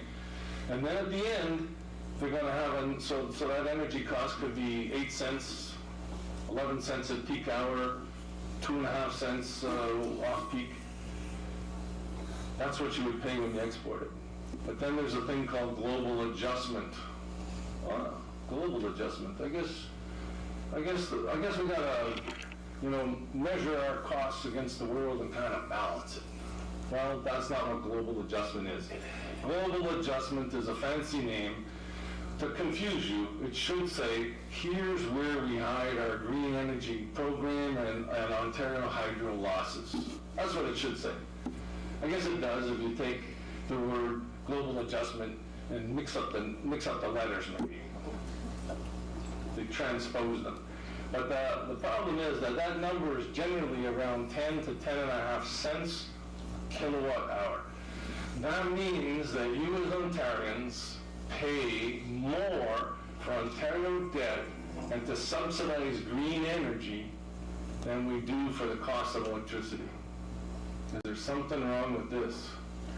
And so when we ship it out, we have to ship it out under two conditions. We can sell it to the United States, but they don't absorb the debt, so they take it at the cost. So that's a competitive disadvantage. And when green energy kicks on too fast, and we have too much supply, there's one thing we can't do. We cannot throttle back the nuclear plants in Ontario. They are the base demand suppliers. You can, if you're fishermen, you'll understand this analogy. They're like a mercury motor. When you're going fishing with a mercury motor, it's either wide open or it's off. It doesn't like to troll, it doesn't like to do much else other than go fast or be off. And nuclear plants are exactly that way. And although we call it Ontario Hydro, it hasn't been Ontario Hydro since 1966. It should properly be called Ontario Nuclear, because more than 50% of our energy comes from nuclear. So when they project demand, they have to be ready for you when you turn on that light.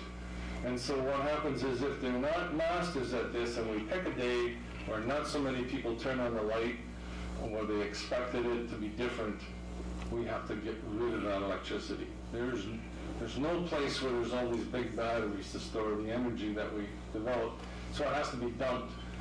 Once we dump it, we have relationships between Ontario and New York and Vermont, and we pay them to take it.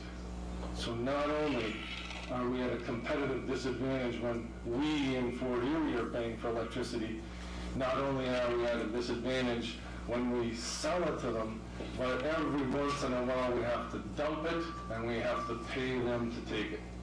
And so if you're looking at a major cost disadvantage, that far outweighs the dollar difference, I can tell you, when it comes to manufacturing. Lack of shovel-ready industrial lands. This is one of the biggest problems we have. We're dealing with a client right now that's in Fort Erie. We attracted them to Fort Erie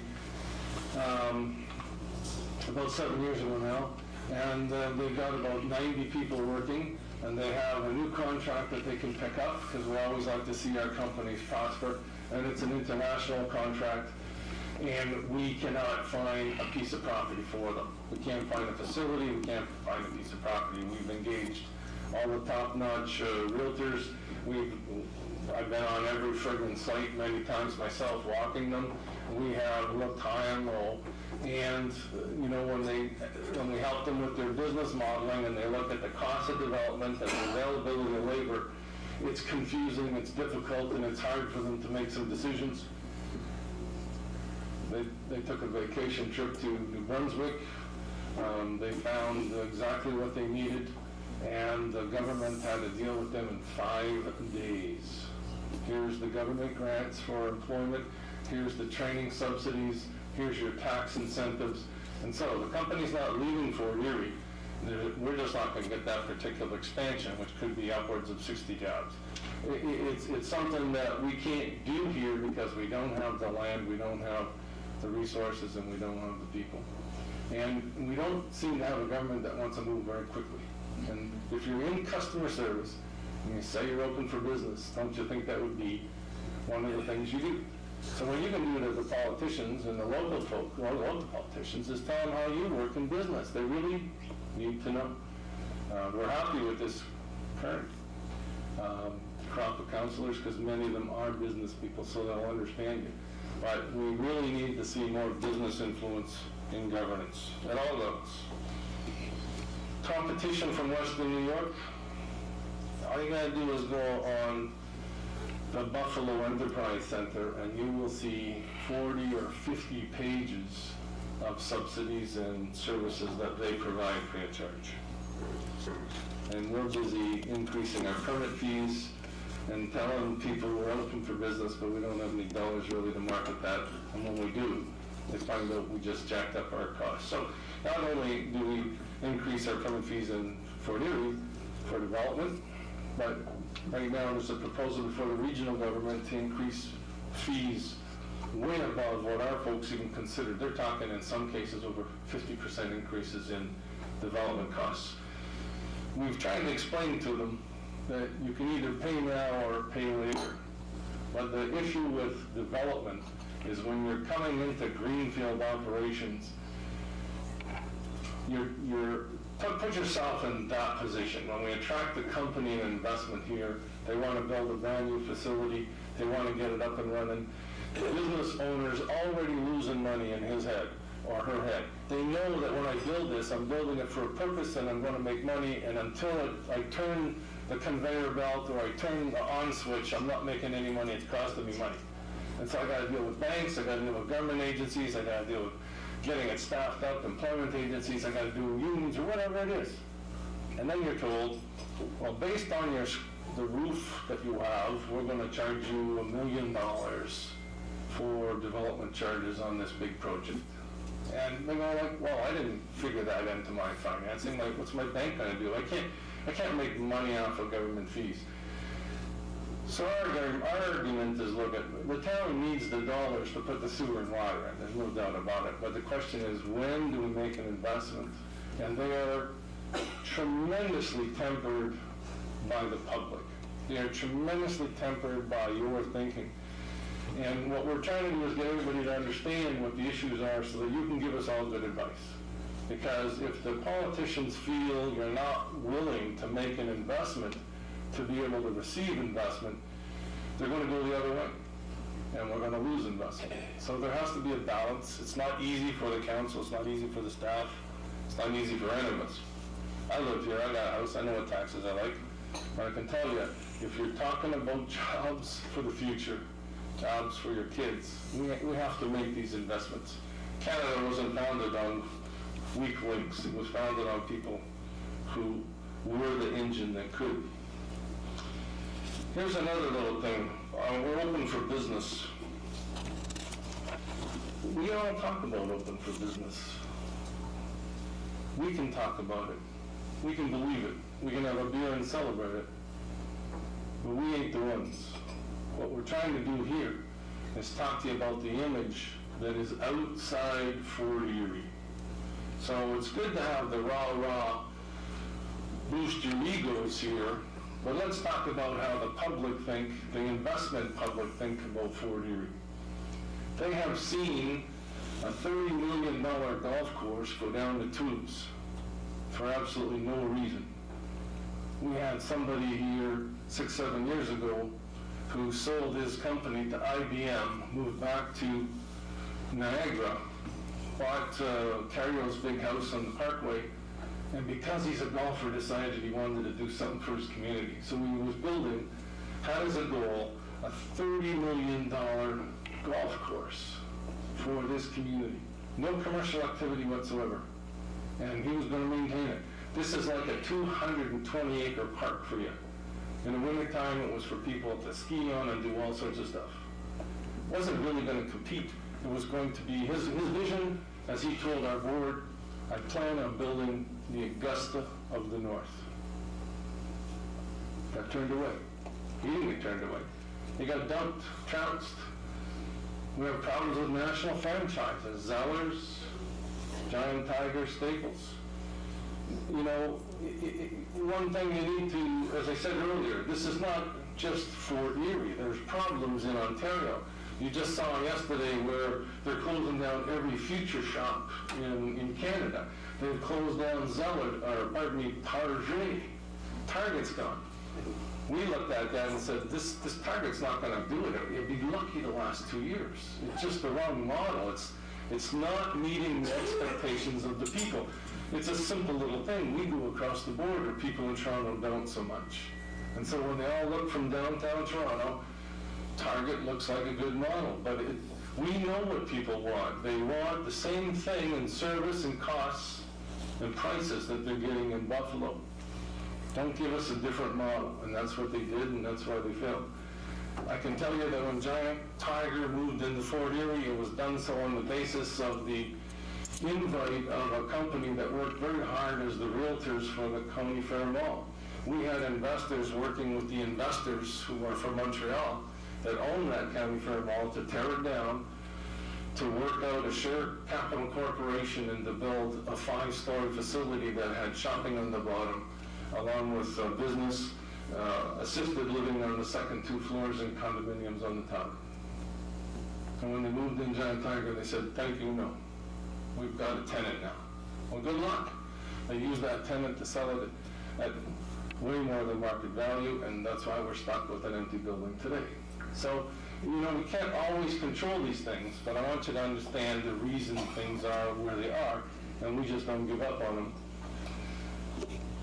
The Bay Beach condo. I don't want to get into the politics of it, and our position at the Economic Development Corporation is very clear. If the council wants us to work with that, we do. If they don't, we don't. We went out and found 3 other opportunities before that one. People tend to forget about it. Council turned them all down. Here's one, though, that took very great highlight in the press. People say it divided this community, but really our position on it was, you do what you need to do. You're the governors. Just please appreciate the investors. The investors were invited by the town of Fort Erie to come in. They didn't find us. Town found them. Staff worked very closely with them. Everybody worked in the best interest of the community. If the community doesn't want it, fine. But be careful how you treat the investors. And they weren't treated very well, and that's why you have a lawsuit today. Well, that person happens to be the president of the Ontario Home Builders Association now. And I can tell you, he does not speak ill about Fort Erie, nor does his family. They're just high-quality people. But imagine if they wanted to do some damage, right? So they came here because Fort Erie asked them to. They worked with us very closely because we were all doing the right things for the right reasons. And as a business decision, that's fine. But just let's treat them with respect. When you look at the OLG slots, we're the only community to lose that. Windsor lost it, but they have a casino. This was all designed by an organization run amok called the Ontario Lottery Corporation. You can even see that the government that was doing this of the day is not happy with them. They haven't integrated gaming into horse racing. They're 2 years behind the business plan that Fort Erie gave them, and they paid for it. They paid $100,000 for us to do a business plan around integrating gaming to keep the Fort Erie racetrack sustainable. They haven't acted on the business plan in 2 years. So we need to tell them, look, you made a mistake. All the business that was at the Ontario Lottery Corporation in Fort Erie went to Seneca. It didn't go to the casinos. We can get that back. And so we need people to talk very positively about that. When we talk about employment in this town, let's turn this into an opportunity too. We have about 4,700. I gotta get my number. We have 4,205 people that leave Fort Erie every day to go work someplace else. Now we have a bunch of people that come in, and they work from Niagara Falls and Welland and come to Fort Erie. And that's okay, that's a normal function. Where we have a problem with it is that we have a smaller service center. So if you have people coming in from, let's say, Niagara Falls and St. Catharines to work at Airbus or wherever, why would they shop here and bring it home? Don't you think they would shop at Costco on the way or whatever? And that's typically what they do. And of the 4,205 people that leave every day to go to Welland or St. Catharines or to Toronto or to Buffalo, there's 435 people go every day to Buffalo, or to Niagara Falls, the chances are they're going to shop there and bring it home. So about 6-7 years ago, we brought this to your attention, and we did an estimate just of the migration, and we came in at very huge numbers. And so we've updated that. And if you take a look at this next slide, we estimate that those 405 people cost this community about $45 million a year in trade. And you just look at it and you go, oh my God, how is that possible, Jim? Tell me how that's possible. Well, it's called volume. You just spend $30 a day, or $30 a week rather, on gas. We went to, we looked at $30 on other spending. We looked on gas at $70, 70 liters a week, and this is what you come up with, $14.1 million in gas at just 70 liters a week, which is not much for a community. I know my wife commutes to Mississauga 3 times a week.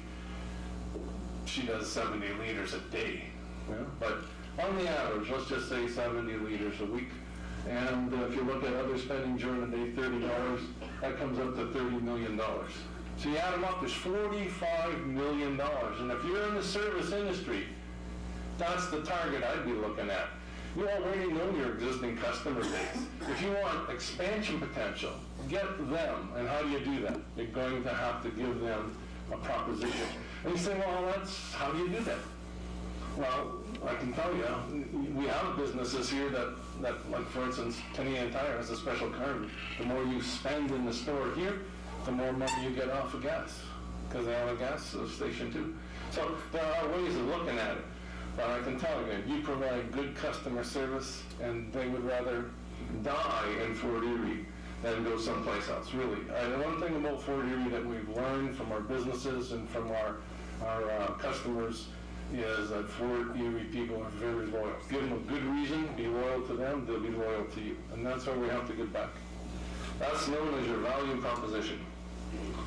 So that value proposition is, what do you do for them? What do you know about your customers? What can you do for your customers that they think is more valuable than 10 cents a liter less, or buying something for less money in some other community? So this is an issue over demonstrating our workforce. And we have some problems with, suffice it to say, we have some problems with literacy. And in some areas we're even better than the balance of Canada or Ontario, but we do have at the core level issues with literacy, both computer and English as a primary language. So let me skip through some of this. So critical factor number 5 is the cost of inputs. We've already dealt with that, but if you just leave this model in your head, it's cost of labor, cost of energy, and cost of capital. Critical factor number 6, lack of shovel-ready lands. The 3 things that make this work: we need the availability of skilled labor, we need to manage the price of electricity, and we need the capability to develop new investment shovel-ready lands. Electricity, we have to talk to the politicians, but there's alternate sources. Natural gas for one. So when we attract businesses, we try to look for businesses that can fuel with natural gas. So that's one way than just using prime electricity. Issue number 7 we've already talked about, which is the competition in Western New York. We put up a few slides on that. We've already talked about it, but critical factor number 8, are we open for business? We just need to focus on that. Once you understand how some people perceive us, then you understand how you can help us to turn that around. Let's accentuate the positive, and let's let people out there know that we're open for business. One of the biggest problems, believe it or not, that we have is we have investors moving through this town all the time, and they'll go McDonald's, or they'll go to Canadian Tire, and I don't want to pick any names, I'm just using just random examples here. And they'll talk to the businesses. They'll talk to the people in the store. And that's how they find out intelligence, due diligence. And you want everybody talking positively about Fort Erie and informatively. And so what's our development strategy? As we talked about at the beginning, business attraction, business retention, business expansion.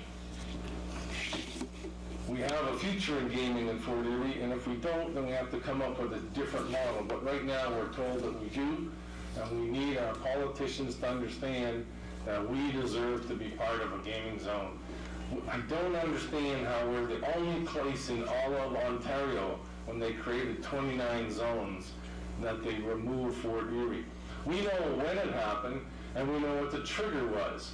When they decided to come up with the concept of 29 zones, we were the first in with the proposal to take over gaming in Niagara, and what they did was say, that's not going to happen, and then excluded Fort Erie from the gaming map.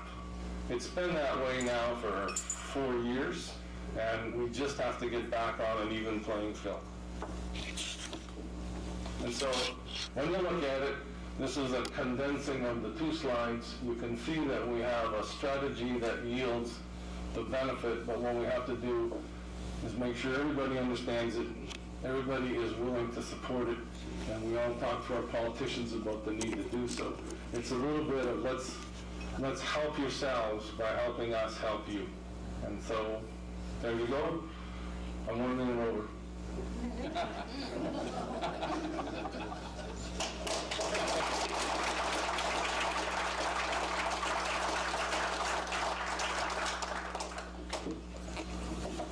I don't know if there's any questions. You want to take that, Rick? I'll just ask you to stay up here for a minute, Jim, because we did indicate earlier that we'd have a question and answer period, although we did exceed our time, proposed time limitation of having everybody back to work and out of here by 10 a.m. I guess those who did have to get out of here probably have left, but for those who remaining, we thank you. And at this time, if there are any questions, again, thanks to Jim Thibert from the Economic Development and Tourism Corporation for a wonderful presentation, and he goes into a whole lot of detail and provides a very grassroots explanation as to the economics of Fort Erie and why things work and why things do not. So we appreciate it. Summary, right? Yeah, it was a summary. Yeah. I would hate to have seen the full presentation. At this time, does anyone, Marcus and Thea, lead us on with the first question? I had actually one quick statement and a question. The quick statement is for those of you complaining about the bridge, I've been to Jim's hometown and it's $3.50 each way. So that sucks. Anyway, my question is about the welcome center that's disappeared. I just took a trip to Florida and we stopped at every single welcome center on the way down and back, found out what was in the local area, what are the sites, what's around, where can we eat, and that was a huge part of our trip. And I'm assuming that happens a lot. Seems to the welcome centers in the States seem to be very well attended when we're there. Why, like, is there something we can do to get that back and running again? Because that was a huge thing for us. Where can we eat? Well, go off the highway 2 blocks here and there's a great food restaurant there. There's shopping here, there's this, that, and the other thing. And that welcome center was a really big part of getting people to stop in the state right away. The first welcome center we have in Ontario is in St. Catharines at the bottom of the Skyway where you can't get off anywhere. So is there something we can do to re-attract that or to force the hand of the government to start that back up again or do something? Well, that's a very good point. Oops, that's a very good question to ask. And that welcome center is simply, it's one of those deals where you got to be careful what you ask for because you just might get it. So just to let you understand, there's 2 different things. When you look at the welcome center on the way up to the bridge to Toronto, next to St. Catharines, it's yellow, blue, and a kind of crappy gray. That's because that's a regional Ontario tourism center. And when I was in the Ministry of Northern Development and Mines, we were responsible for building about 20 of them in Northern Ontario. And the one that I put in Wawa, we have a goose up there. I mean, you got to attract people in Wawa. So we put $1 million facility next to the goose, and we wanted to insist on a red roof. And at that point in time, the director of tourism was insisting that the new color scheme for these things were going to be this kind of mustardy yellow, light green, and kind of gray. So if you just think about Wawa for a second, it disappears. How are you going to find a place like that, right? So we had this big movement on with a whopping 4,500 residents of Wawa, and they all got together and said, no, this is stupid. we need to have our information center with a red roof so people can see it in the winter, they can see it in the summertime. And, you know, it's a long ways off the highway, but then it's even further into Wawa, up Highway 101, about a mile and a quarter. So we couldn't get any reaction from the bureaucrats. Then along come the potential for election. This was back in the days of David Peterson running for a second term, which he didn't get. But David Peterson was up there looking for some votes. They used the situation, and I can remember I was standing right next to Mayor Doug Woods at the time, and we had David Peterson there, and one of the people were told to ask him about the red roof and get it to him in front of the cameras. Just so happened that David Peterson was being offered a hot dog with ketchup on it. And just as he takes a mouthful of hot dog, because he thinks the camera is going to take a picture, they asked a question about the red roof. And he said, so the mayor said, "Thank you very much, Mr. Premier." And the story the next day was, Premier deals a red roof. And that's why Wawa has the only one in the system with a red roof. Now, how does that relate to Fort Erie? Well, Ken Zerbe was there at the time. That's how I ended up in Fort Erie, because Ken Zerbe was the chief administrative officer right beside us when that happened. And then he came to Fort Erie. This project was a deal between the municipality, promoted by the Minister of Tourism of the day, who was Tim Hudak, our local boy. And rather than being part of the system of the Ministry of Tourism, it was being heralded as the flagship of new border entry points. And so they jumped into one of the Ontario's first PPP projects, private sector, public sector, and Nordic Gaming, LAD, namely Isaac Chuba, invested what they advised us was $7 million in building that tourist information center. They had to acquire the 17 acres of land. They were building the information center. They were forced to put a whole new ramp in there, so ramp 1B. The town of Fort Erie had to put $500,000 into that ramp, and then we got the signalization, and then they never did close ramp 1A, which was redundant because they never thought of it. It wasn't until 6 years later we were able to get ramp 1A taken out of there, which is the one that went on to Concession Road. And you know that it was a problem because there was all sorts of black streets where everybody did U-turns at the bottom of it, right? So for safety and for purposes of development constraints on rich products, we managed to get rid of that, and the government ended up paying to do that. But as a public-private sector project, the only thing they committed to, I believe, was a 5-year lease with the Ministry of Tourism. And so when you invest that kind of money, the private sector has to operate it, and they have to operate it at a profit. And they calculated the square foot cost of rental space. And they were looking at $300 and $400 per square feet in net rent. And there was the problem with it being a new site was there was no traffic metrics to convince McDonald's to go in there, or to convince Shoeless Joe's and the other places that we were helping them find. And it just took too long to get the place occupied, so now all of a sudden your metrics are producing negative numbers. Well, you've been open for 2 years, but you don't have any real tenants. And I can tell you that's not because Nordic didn't try. Nordic funded it.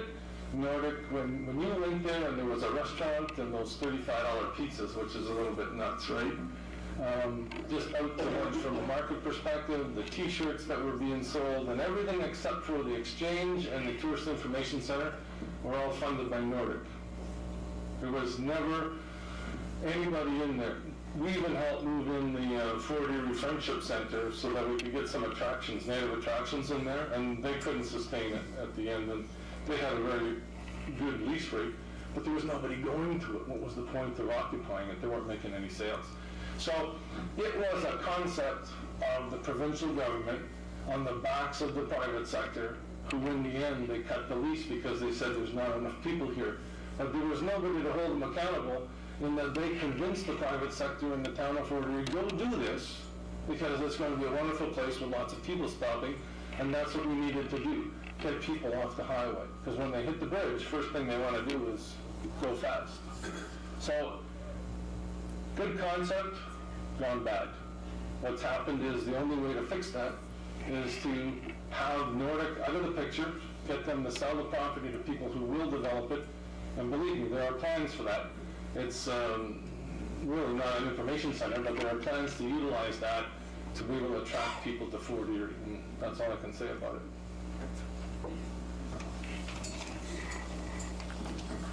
Okay, we can probably afford time for another question, provided it's simply a yes or no answer. Not for me? That's what I had in mind. No. Anyone else with another question for Jim Thibert or myself, I guess, for that matter? Over in the corner. Yeah, Larry? I'm just wondering what's being done in town to shorten the education gap you mentioned? Ooh, wow. I think it's not really the mandate of the municipality. Our job is to kind of point it out, and we've been trying to point it out for a couple of years, and I think now the region is developing some concepts around it. We are working with companies to help them find places. We have while we do have an inventory of potential grants or subsidies, depending on what type of business you're in, we are starting to look at where we can put the contacts for people to come in and say, I can't get specific skill sets. Man, it's a tough one. Your education system has really got to start paying attention. And of course, it's not exclusive to just the skill set. This is one of the reasons why we were supporting during the pilot project the need for an inter-city transit system by the region and a better bus system for Fort Erie. Because if you consider it, when you're coming up, the young people are the least people to have cars and the ability to spend gas money. If you're unfortunately a young family person and you find yourself unemployed, it's not going to be too long before you sell that car, because that's the most expensive thing you got outside the house. It takes you to places, it costs you money for insurance. So now, how do you get to retraining? So there is some things, without trying to be whiny about it. I mean, this is just identifying a problem. There are some things in Fort Erie where we don't have a level playing field. And so we're trying to bring that to the attention of the universities and to the region and to the province and say, look, you know, if you're not going to increase our accessibility to transportation so our people have the same chance to get to the college, if you're not going to help us with our bus system to move people around the region that you created, to get them from Crystal Beach to Fort Erie, Garrison Road, and to Bridgeburg and back and forth, then you've got to logically look at other things like putting a campus here so we can retrain our people. So it's one or the other instead of nothing. And that's where we need everybody to understand the case, so thanks for bringing up the question. But that's what we have to do, really push our politicians for practical solutions. You know, if I can, I just want to mention that we do have a couple of our directors here. We have our chairman, Clyde Pilato, and our vice chair, Rick Phibbs.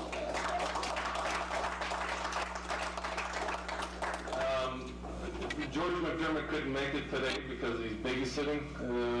Apparently, somebody didn't come to work today, so he's doing their job. And he's the council designate for the EDC. The mayor was here. He's on our board.